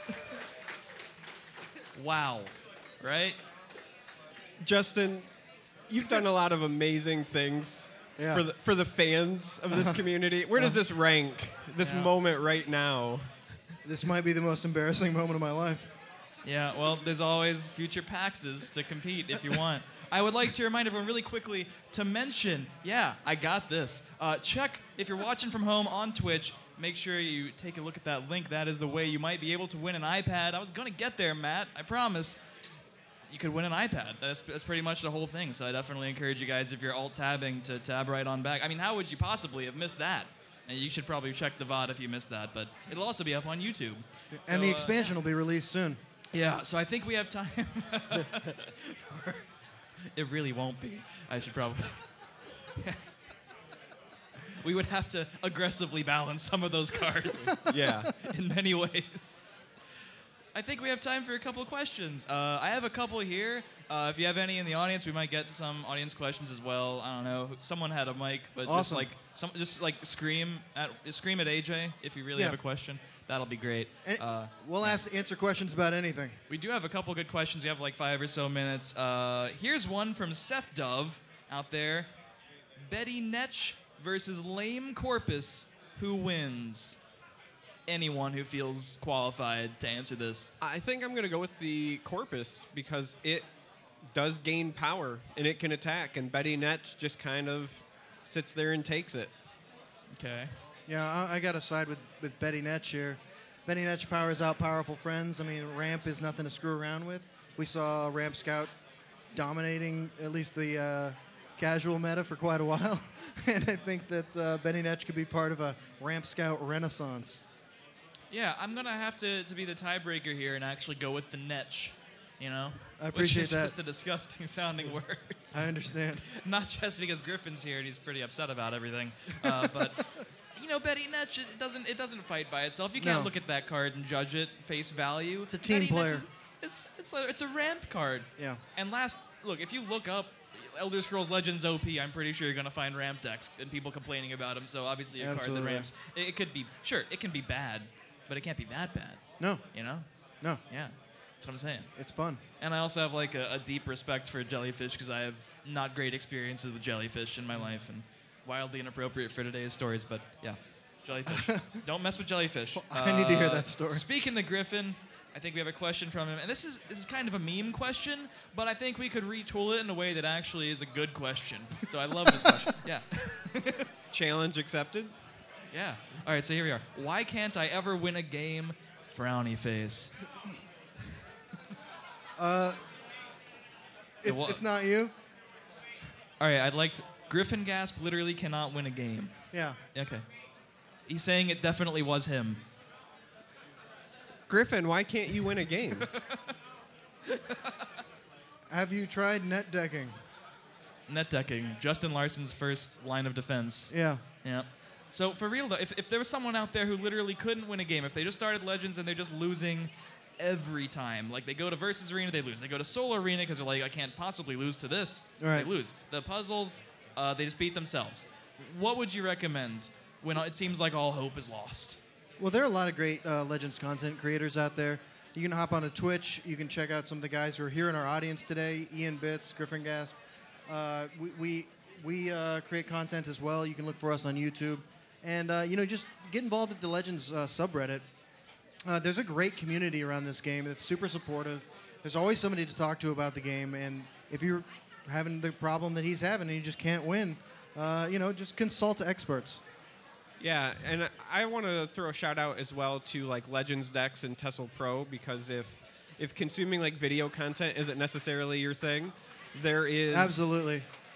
There's some great written content, written guides out there as well, so you can check those websites. Yeah, legendsdecks.com is an amazing resource. Yeah, definitely. It's community made. You can submit your own deck lists and get people to help you out on them. Visit the Reddit. I suggest the subreddit for Elder Scrolls Legends. And Everyone's really active, so if you post a deck list there and ask for advice, people will help you out. I got to give a quick shout out to Dragon Tamer Blade too. Check out his YouTube channel. He makes some great stuff as well. Hey, and on the Reddit, there's like a beginner thread, and I think it does have a list of it should have a list of content creators. I'm pretty sure it does. But if you just search on YouTube, you'll find a ton of people. And we do try to retweet and help people out on YouTube and Twitch on the official Twitter. So if you're following that, you're likely to see some content creators who can help you improve. But I would say don't be afraid to reach out and then talk to people and either get advice on your own decks or just take a look at what people have done. Because a lot of people have played more Legends than their wives and bosses would have wanted them to play. Both. Guys, yeah. Sometimes. And hey, something good has to come of all that Legends, and it's to help you. People who literally cannot win a game. Shout out to Sandra who puts these goofy videos together. You're beautiful and I love you. All right. Let's go to the audience. Yeah, let's do that. Let's see if there's any questions out there. I think AJ might have some. He's walking around. Walking. Someone said Mudcrab Merchant should be in any deck. Changed my mind. Anyone want to change their mind? I think it should just a true statement. That's just a fact. So. I actually think running Mudcrab Merchant in every deck's not a terrible idea. All right, we got a question. All right. First off, say your name, stranger. My name is C-Spence, and actually that was my question, so we can get to that first. But actually, Thank God. I definitely want to just give a shout out to the 3 guys on stage. I think that this game definitely would not be where it is without the 3 of you guys before we go to any other questions. So anybody in the crowd, give a hand for if you've ever watched any of these guys' content before and it made your day even just that much better. I'm sure there's a bunch of us, so including me. Thank you, guys. Thank you very much, C-Spence. That's pretty much all the time we have. Thank you very much for watching from home, for tuning in. Good luck winning that iPad again. Hopefully you click the link in the time you had. Thank you for watching here. You've been great. Stay tuned. Elder Scrolls Online coming up.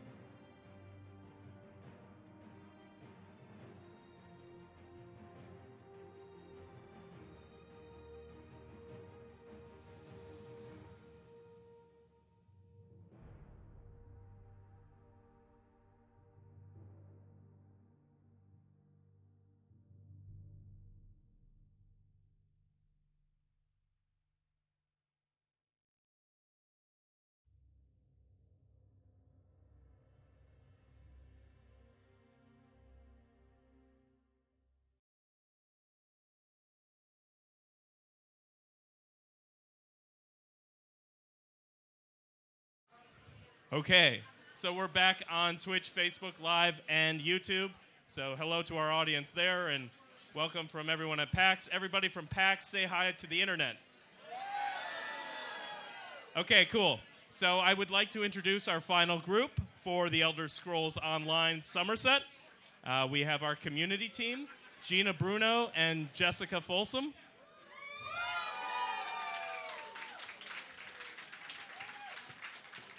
And from the dev team, we have the creative director, Rich Lambert, wearing shorts today. And our dungeon lead, Mike Finnegan, a.k.a.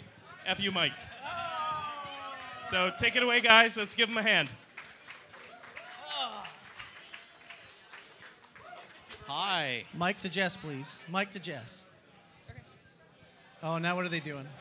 Oh. Wow, there's a lot of people here. Yeah, there is. There's a lot of people here. Hi. They're all here to see us. Oops, I got loud. They're here to see you. So, on that note, there you go. Everybody can see this. Hey, we are all here because of you. Yep. Yes. You know, So we thank wouldn't you get guys to so do. much. Yeah, we wouldn't get to do the things we do if it wasn't for you playing the game, being such great supporters of us, and we really, really appreciate it. It is something that we all look very much forward to, meeting you all, talking with you all, coming to these events, because it is such a great thrill for us to see the people that love the things we get to work on. It's been so fun for us to see some familiar faces, some people we haven't met before, some folks who will totally start playing the game.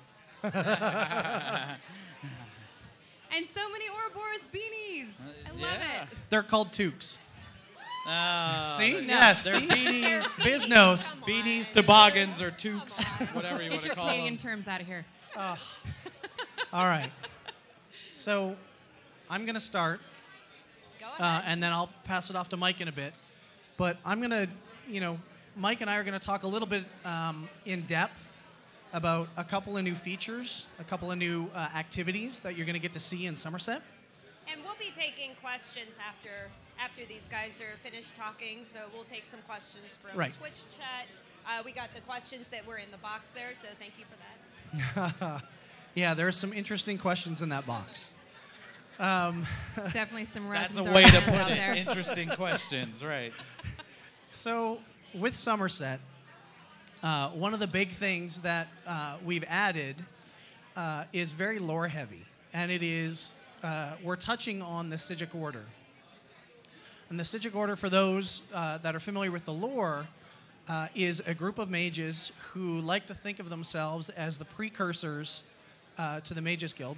Well, I guess they are the precursors to the Mages Guild, but they're the founders of mortal magic on Tamriel. And they're a bit of an enigma. Most people in Tamriel wouldn't have ever really noticed they've come in contact with a Psijic mage. But basically because they try to hide in plain sight. They are a group that, is more interested in studying magic, is more interested in playing with time and trying to really figure out what makes the world of Tamriel tick. The Time Lords of Tamriel. The what? The Time Lords of Tamriel. The Time Lords. There you go. They are headquartered on Artaeum, which is kind of this mythical place in Elder Scrolls lore because hundreds of years ago, the island disappeared. It's no longer in Tamriel anymore. And when you actually go to Artaeum as part of the main story, you will get to go and explore this island and see that it is really, really old. It's ancient. It has been, it is currently the headquarters of the Psijic Order, but the island, the structures there on the island look different than anything else. So we're actually looking at a video of walking up to the Sephora Tower. This tower predates even the early Aldmer, who were the ancient elves. So this structure has been on this island, for an exceptionally long time. And the Psijic Order has taken this over, and it is their kind of headquarters. When you actually go inside, it's a massive tower. And when you go inside, you're going to notice that it looks very different than kind of anything else in the world. And this is the first time we're showing this off, too. It is. I'll try not to talk too much over it. But right away, when you go inside the tower and you explore the island, you see that this is different. It's a different kind of magic. It's a different kind of architecture. It's a little bit more alien. And the group in the middle are kind of the leaders of the Psijic Order. So you will get to go and you will get to meet the Rite Master, who is the head of the Psijic Order. And after you have talked with him and done enough, he actually gives his blessings for you to join the Psijic Order. And that's the first time this has ever happened in Elder Scrolls. First time ever. So your character must be pretty special. You are. You are the reason why all of these things are happening. Those elves look haughty. You said you were going to do that. The joke that just keeps I on said I coming wasn't going to back. do a lot of things. Oh, great. So you get a little bit of story here in talking to the Rite Master. But once you've talked with the Rite Master, he sends you to the Lore Master. And I'm not going to say his name because I will butcher it. And then Lawrence will give me grief when I get back. It'd be like 5 forum posts explaining how Rich messed it up. But when you go and you talk to the Lore Master here, he will give you a little bit more backstory about the Psijic Order, kind of what they're all about, and then ask you to join the Psijic Order. And he wants you to prove your worth to the Psijic Order. And by going off and doing a series of quests. And this is where you're going to get the new Psijic Order skill line. So you're a Psijic Order intern. Basically, Right. yeah, you're a new recruit. You've just been added, And they pay you in skill points. skill line. Skill line. There you go. Skill line, yeah. And so as you progress through this series of quests, which is different than the main storyline, you will go up in ranks, and that's how you unlock a lot of the new skills and passives that are part of the skill line. One of the things I love about this island is just looking at it. Like if you're looking at the videos now, it looks different. You know, the architecture is different. It's this really old, ancient place. And the art team just knocked it out of the park on this stuff. It's unbelievably cool. Yeah, it's Beautiful. Beautiful. Is it hottie? It's haughty. Like the elves. So I was talking about the skill line. I'm sorry. Thanks, I'm Mike. The skill line is all about the Psijic Order. It is themed around mysticism and time. And it allows the player to kind of mix and match the different abilities to fit their toolkit. So a couple of ability examples. One is called Accelerate. And Accelerate gives you major expedition as well as minor force. So it gives a kind of a magicka option to Trap Beast. Yeah, you don't have to have Trap Beast as a magicka anymore. Right. Nice. It also, another ability is called Meditate. And it's really cool because it allows you to kind of choose when to regenerate resources. It's a toggle. You click it. When you turn it on, then what it does is it regenerates resources, but you can't move when that happens. The ability you're looking at right now is called Time Stop. What Time Stop does is it's this ground-targeted AoE, and anything in the bubble slows down, and it has a snare. And if you're still in the bubble when it dissipates, you get frozen, and it's a hard crowd control. So it's really cool in PvP and in PvE because it's this area of denial type ability. One of my favorites, I'll talk about the other two that we just saw. This is Undo. And Undo is an ultimate. One of the things I should note for this video, we got to use dev commands and cheated a bit, so you're going to be able to see it cast a few more times than you normally would. But it is an ultimate. It does cost a significant amount of ultimate. I think it's like 200 or so. You can't just use it over and over again. Yeah, right. I think initially it's like 200. But it allows you to do really cool, unique, and interesting things like jump off cliffs and rewind time. How cool is that? So I'm pretty sure the players are going to figure out some neat ways to do it. Imagine that with keeps. That's all I'm saying. Yeah. But a couple of caveats here. So what it does is it rewinds time for you, the player, back 4 seconds. It takes your health, your stamina, and your magicka, and the location you were in, puts them back to where they were. It's not a cheat death ability. You have to actively use it. You can't die and then it rewinds you. And it doesn't remove buffs or debuffs. So you have to use this tactically, which is really crazy and chaotic. And again, I think players are going to come up with really cool ways to play with it. We're excited. Can't wait to see PTS, what they're going to come up with. So that's the Psijics and the Psijic Order skill line. Mike, do you want to talk about Cloudrest? Take it away, I Mike. know he wants to talk really So, bad. with Somerset, we have a new 12-person trial, and it's called Cloudrest. We did a lot of listening to player feedback and kind of reviewing how we've done fights, and a lot of Hall's Fabrication and Silent Sanctorium were attrition-based fights where we kind of threw a lot of stuff at you and expected you to survive. So one of the core tenets that we had, and I'll touch on that in a little bit, is really to go mechanic heavy with some of these fights. So you have to, it rewards group coordination. But the story of Cloudrest Tell us the story, Mike. The story of Cloudrest. Can this just be a troll Mike Finnegan? Yes, this will be a troll Mike Finnegan, yes. This Cloudrest was available in Elder Scrolls Arena. It is located on the tallest mountain in Somerset called Etenir. And one of the benefits we have is we can take the lore that was established in some of the older games and build on that. So what we did is we developed what we call the Welkanar, which are these 4 Altmer elves, which are like the Air Force. I'm only going to say Air Force. I'm not going to say the other Jess part. is looking at me because I'm giving you the side eye. Yeah, I'm only going to say Air Force. So they're like the Air Force of Somerset. They patrol and protect Somerset. They're Griffin riders. So if you see this picture right here, that's Alorame with her Griffin. Yeah. That's not her final armor. Her final armor is actually in game now, but this was taken for a little bit before it. But she looks suitably awesome. And that's her actual Griffin. Each of them had a named Griffin, and they're named Welkanar. So what happened is they captured a sea slode named Zamaja.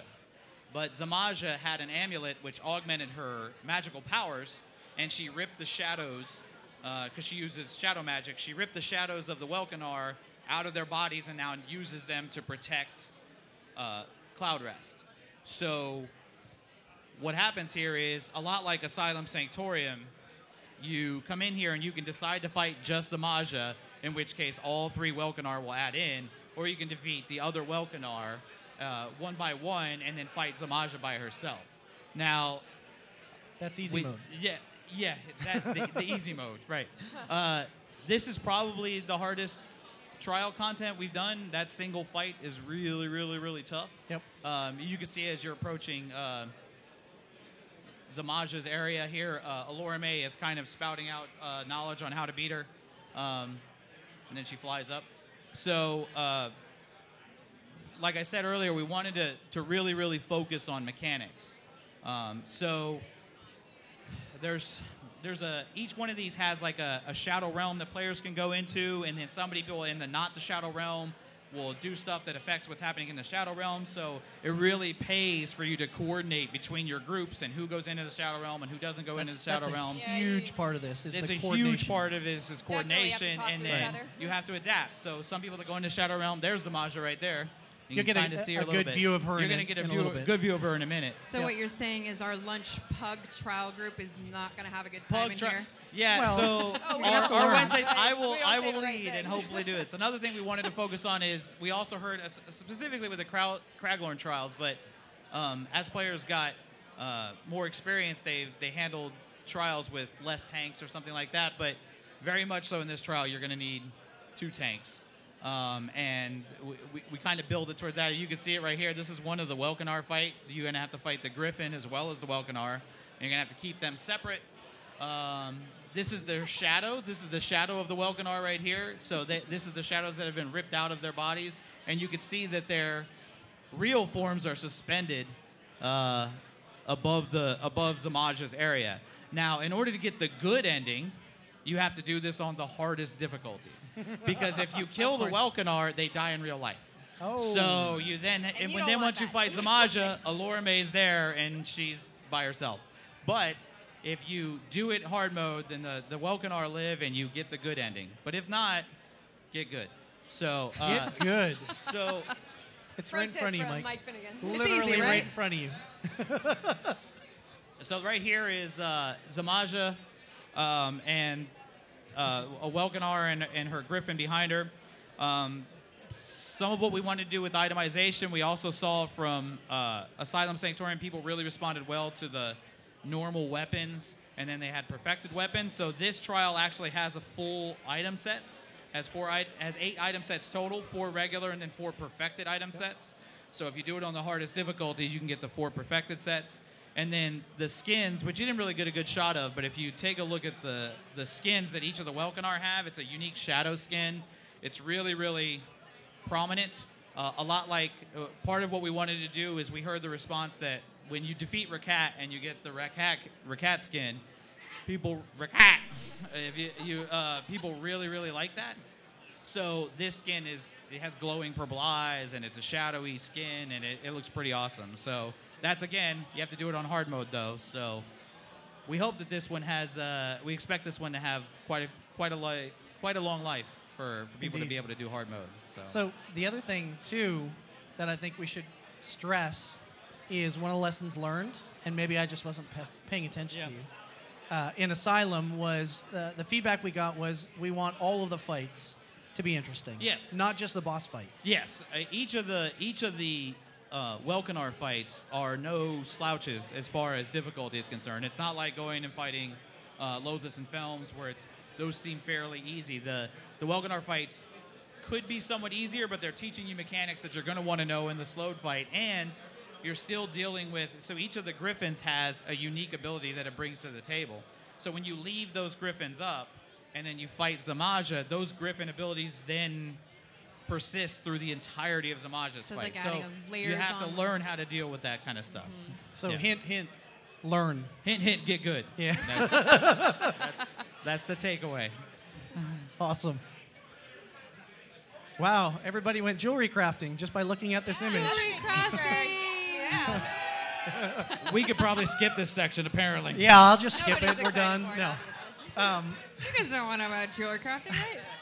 So I hear that in the back too. So before I touch on jewelry crafting, I want to talk a little bit about the Altmer and their architecture. So what you're seeing right now is the capital city of Somerset. It's Alinor. And right off the bat, you'll notice that this looks different than the rest of Tamriel. The architecture is a little more angular. It's much taller. You know, verticality is something that the Altmer really enjoy and really like. And so when you come into the city, you know, it's kind of takes your breath away. You know, just the height. You said you weren't going to do that either. We say we're not going to do a lot. Yeah. Of this. Say we weren't going to do that. We never promised that. And so it's something that I think the art team really took advantage of and really played up in this, and it feels so much different. It feels very high elf when you go to this area. Dare I say, haughty? No. All right. No, not at all. And so one of the things that we strived for in building Alinor was to get that sense of verticality, that sense of progression through the city, but you can actually go all the way up to the very tippity top of The tippity top. all the way up to the very top of the city and actually go see the palace where the proxy queen lives and where, you know, Queen Aren would live if she was there.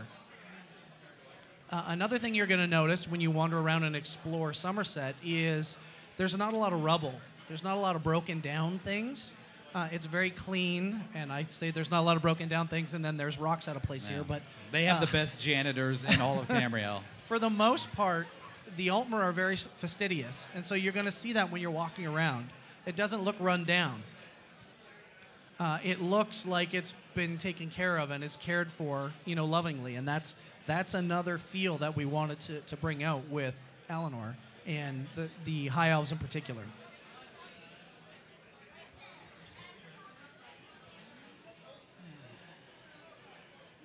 So now, pretty. No, I was just taking a breath, letting people soak it in. I was talking about you, Rich. It was so quiet for a second there. I'm not used to that with you two. I have to work with this guy Thought the mics every broke or fucking something. day. Choo choo. Oh boy.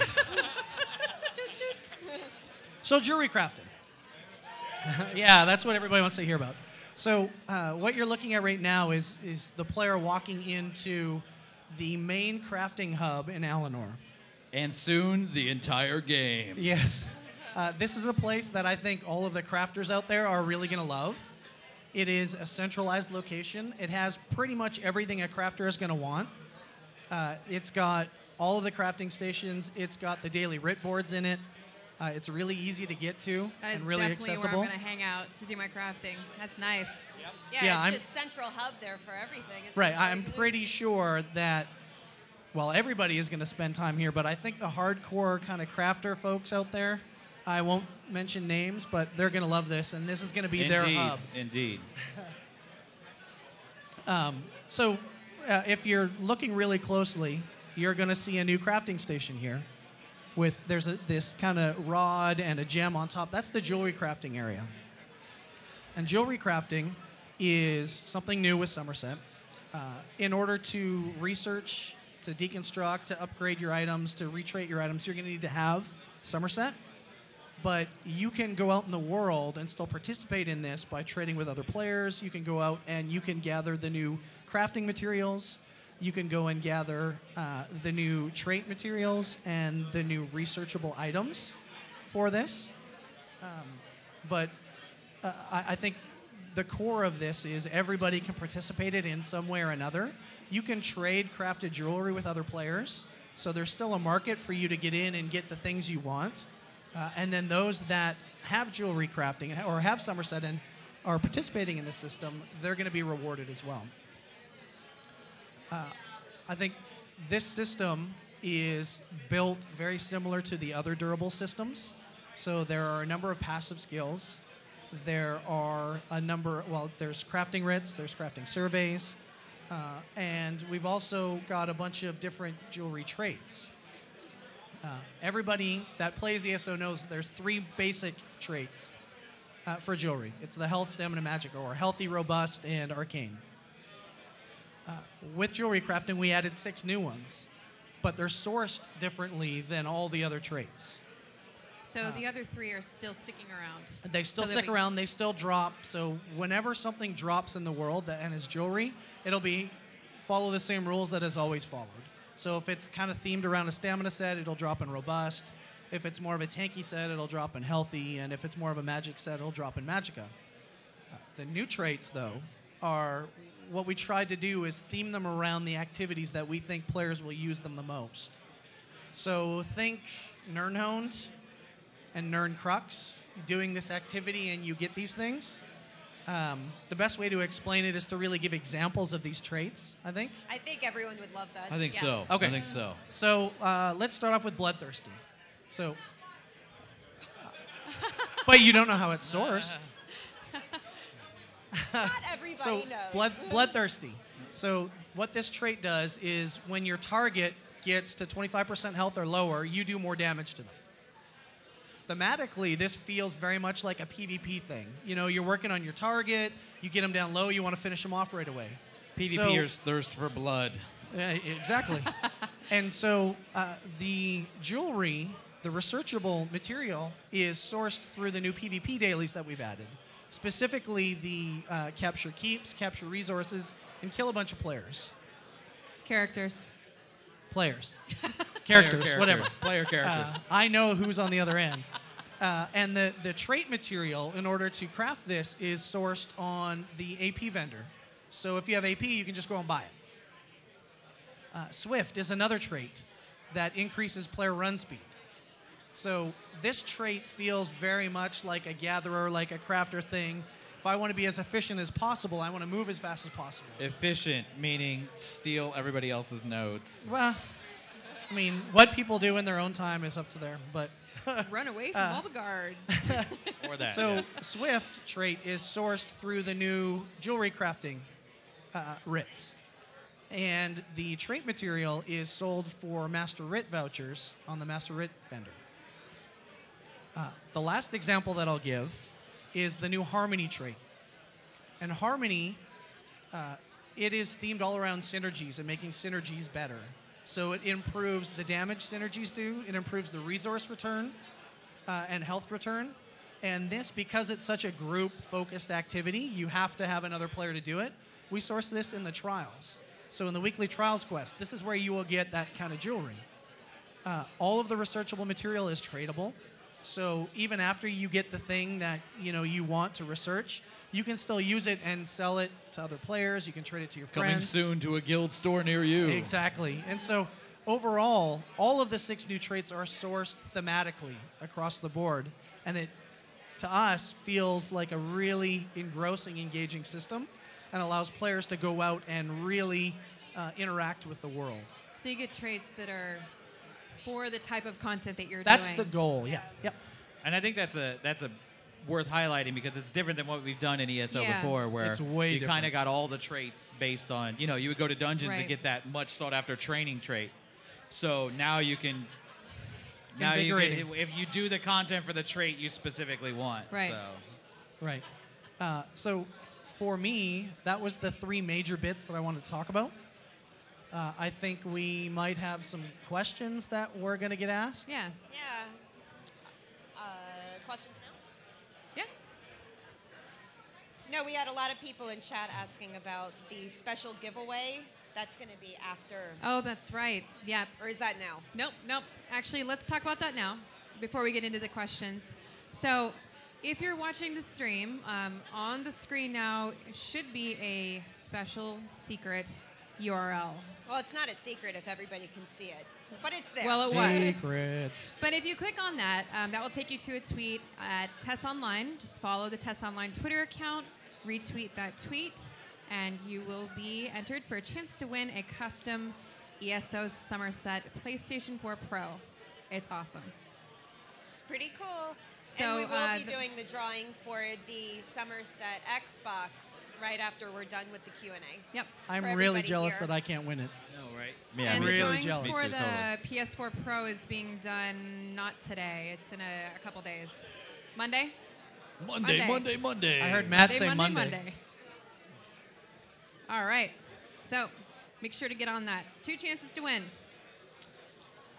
All right, All right, so you guys question ready time. to answer some questions? Let's do this. Ready? So Maybe. again, we have Let's some see. from Twitch. We have some from the bin. We will start with some from Twitch. They have been very busy. They've been very busy, I'm sure.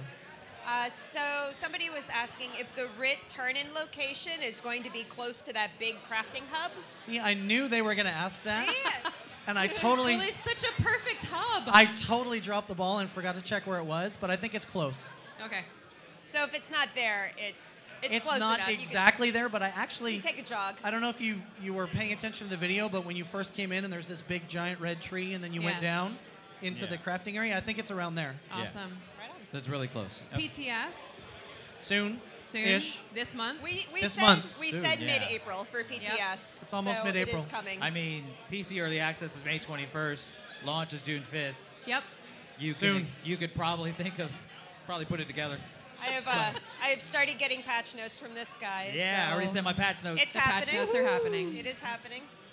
Natch pods. All right. They just said get good. So we had a lot of people asking in chat and also here about PvP changes, since we didn't really talk about a lot of them. So we did recently announce that Battlegrounds are going to be available for base game, which is very exciting. And Brian Wheeler posted a bunch of PvP changes that are coming on the forums. I don't know why I'm looking at you, but I know you're very interested. You are She needed a here. target You to are look here. at. We're not targeting anybody Yeah, yeah. specifically You in have that the look in your audience. Not But that we I'm are. talking to you, but I'm talking to you. So I don't know if you wanted to go into any other changes. I can touch on some of them. Sure. So I didn't do it. It wasn't me. I don't think I hit the button. But PvP changes. So Battlegrounds are base game. That's one thing that we've talked about and we posted. I said another So thing that anybody we've who been owns working ESO. on, right? Another thing we've been working on is getting players better matches in PvP, a little bit more balanced. So that's coming. Brian and team have been working very hard on performance. So they've optimized a whole bunch of abilities on the back end. to make them a little bit less intensive on the server side. So that's another big thing. We've added in some new really cool cosmetic type items that players can earn in PvP exclusively, as well as the new dailies that will help you participate in jewelry crafting. And kill people. And kill people, yeah, which is what everybody wants. So you mentioned something about performance, and one thing that came out of the influencer event that we had last week was how we were improving performance with the use of more cores. Yep, I can talk about that too. Yeah, they were asking in chat about that. Okay, so there's a couple of things. So on the PC side, the team has been working really hard on optimizing for multi-core support. So with Somerset, if you have more than 5 cores, which is pretty much everybody at this point, you're going to see a pretty good improvement in terms of performance. That's really, really nice. We're going to do multi-threading stuff better, offload more stuff to the other cores. But the console crowd isn't going to be left out of that. One of the things that we've been working on the console side, and we started to do in Update 17, was how we composite our characters. And so we offloaded a lot of that work to the GPU, or to the video side of things. And console is going to see a noticeable improvement in terms of frame rate and hitching. You'll see a lot less of that, especially in high traffic scenarios and in trials and in PvP and stuff like That's that. great. So roll call. Yes, yes, absolutely. Whoa, I got excited there. Wow. Did you want to ask? Uh-oh, we have a timer. Yeah. So this is a question from, hey, an old familiar face, Reckerman. Oh, where is that? Where's you that at? gentleman? Stand up. There he is. All right, I have to have a beer with you later. The question is, what kind of repeatable content can we expect in Somerset, and where can we find it? The trial? I don't think that's what he meant. So, a lot like all the other editions, there's all kinds of daily content all over the place. So we have the new Abyssal Geysers, which are very kind of thematically similar to the Dark Anchors. That's group content. We've got the daily quests for the group bosses. We have all of the jewelry stuff. So there's a lot of daily activities that you can do, which I think it's all over the zone. It's not in just one particular area. Next. Sorry. My brain just kind of imploded because I was watching Twitch chat and I saw you talking, but then I didn't hear you talking. And Do you want me to keep It's been a talking? long day. I could keep talking about nonsense. Couple of questions about jewelry crafting. Okay. So somebody was asking if you can upgrade current jewelry that's already in your inventory. That's a great question. Yes. So, short answer is yes, you can upgrade all jewelry. You can't deconstruct jewelry unless it's dropped after Somerset launches. And the reason we did that is we didn't want people to hoard jewelry and go out of their way and kind of get such a huge head start on other people. So there will be a tooltip that tells you that you can deconstruct or not deconstruct this, but you can upgrade jewelry. Doesn't matter if it's old or new. You could research the original 3 traits, right. too. You need to know the new traits in order to transmute into the new traits. But we paid special attention to how long it's going to take you to do this. Like day one, you're not going to be able to upgrade something to gold. So we still want trials to be the de facto place to go and get gold jewelry. That's right. Because that's the carrot there. That's one of the things to do it. And so you will be able to upgrade to gold, but it's going to take a significant time investment to do that. Yeah. Yes. I agree. Word. And Rich, will there be there will be a new crafting writs? There's new jewelry crafting writs and new surveys. Awesome. Well, you answered my other question, which is going to be how can you tell which jewelry is There's a before and tooltip. after? So there's a tooltip. Next. So no hoarding, guys. No hoarding. Well, you can. You just won't get any benefit for yeah. it. Now, what about player housing in Somerset? Do you want to tease what sorts of homes that are going to be available? We have houses. There will be houses. There will be houses. There will be houses. And in they will be Somerset. pretty. And they will be in Somerset. I think we covered Gina's all three like, major I hate points you so there. much Really, right now. really glad I asked that question. Yes, we will have houses in Somerset. And they're really cool. This question is from Brandon. Brandon, thank you for the question. So with housing now in the game, can we expect more features such as player guild halls? Player guild halls, that's something that we're talking about, but we're always looking to improve what housing means. The team is definitely really passionate about it. They have a lot of really great ideas and features to add to it, so definitely stay tuned. So somebody in chat was just asking, he was a new player to ESO. Would you recommend trying Somerset, starting with that, or would you recommend they start new with the base game, or even with Morrowind? So with Somerset, there's a brand new tutorial, so it's really easy to get in and play the game and get on-ramp to the story right away. So you can go here as a new player. It's not just for veteran players, and I think that's what makes ESO different than other games. Yeah. Is you can go anywhere you want, and you can explore anything you want, kind of in any order. It's up to you what you want to do and how to do it. You can also play with anybody, which is also very, very different. Oh, she's waving at Jason over there, distracting me. Hi, Jason. Hi, friends. I think that highlights, that kind of like touches on why our releases are called chapters. Right. Is because it's not an expansion, traditional expansion where it's geared towards the high-end players. These are geared from everybody from low level You can hop starting in right to at high level level. one. And Yep. you can Brand go in and new. experience Brand new, the you can content jump no in and matter play. what. Yeah. Yep. So we often get players asking, oh, is right now a good time to join the game? And the Of answer course it is. Well, the answer is Now always, is a great time. honestly, yes. Especially with the one Tamriel update and these new Absolutely. chapters where Yep. you can start at level 1. Like, the answer is always yes.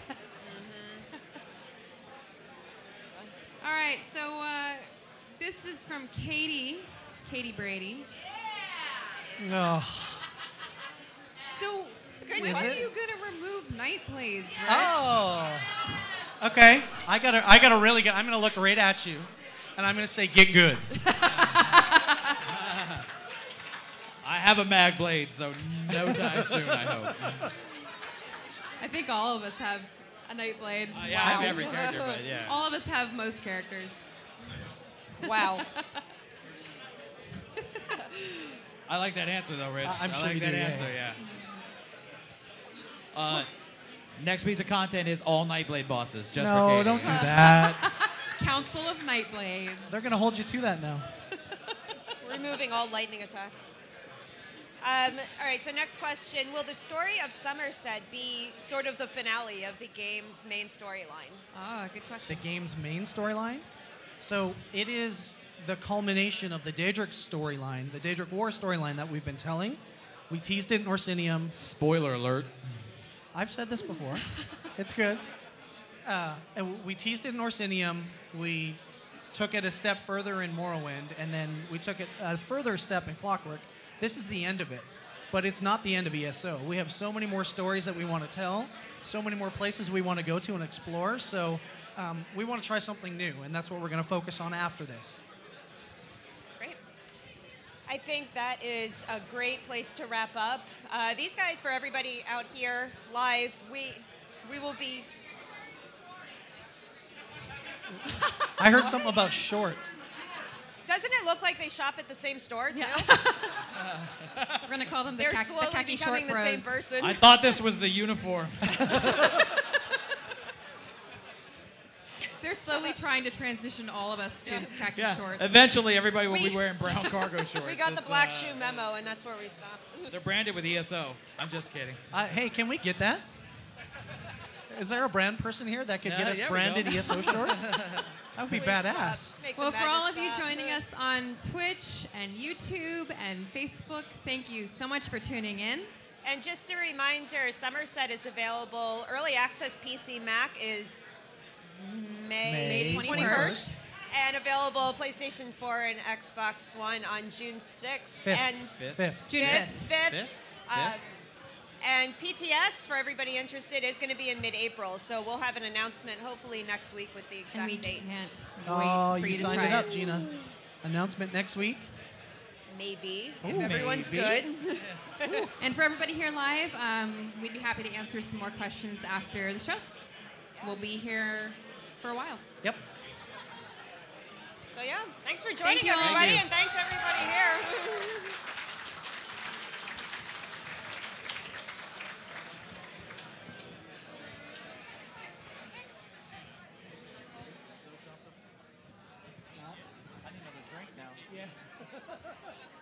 What's that? Open, so with Morrowind yet closed, is it going to be open PTS for Sunset?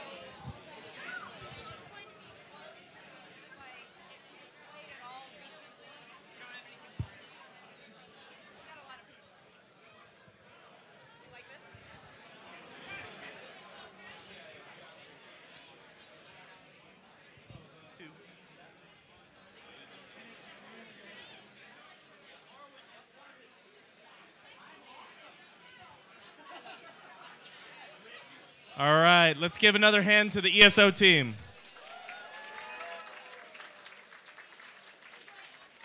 What's that? In a few. Okay, so we have about 20 minutes until we do the drawing for the Xbox One in person. I would do it right now, but if somebody was coming back in time for 6, I don't want to screw them over, so we'll wait 20 minutes. In the meantime, thanks again to the ESO team. We are putting up on the stream our final secret URL for the chance to enter to win the Wolfenstein 2 Nintendo Switch. So somewhere right about here, that URL is appearing. You can follow Wolfenstein and retweet the post that the link goes to, and we'll have a winner in 2 days. So that's that. Thanks for everybody for watching the presentations. We're going until 9 o'clock. We've got the drawing in 20 minutes, and then the last drawing for the Wolfenstein 2 Switch that's here at 7:30. So thanks, everyone.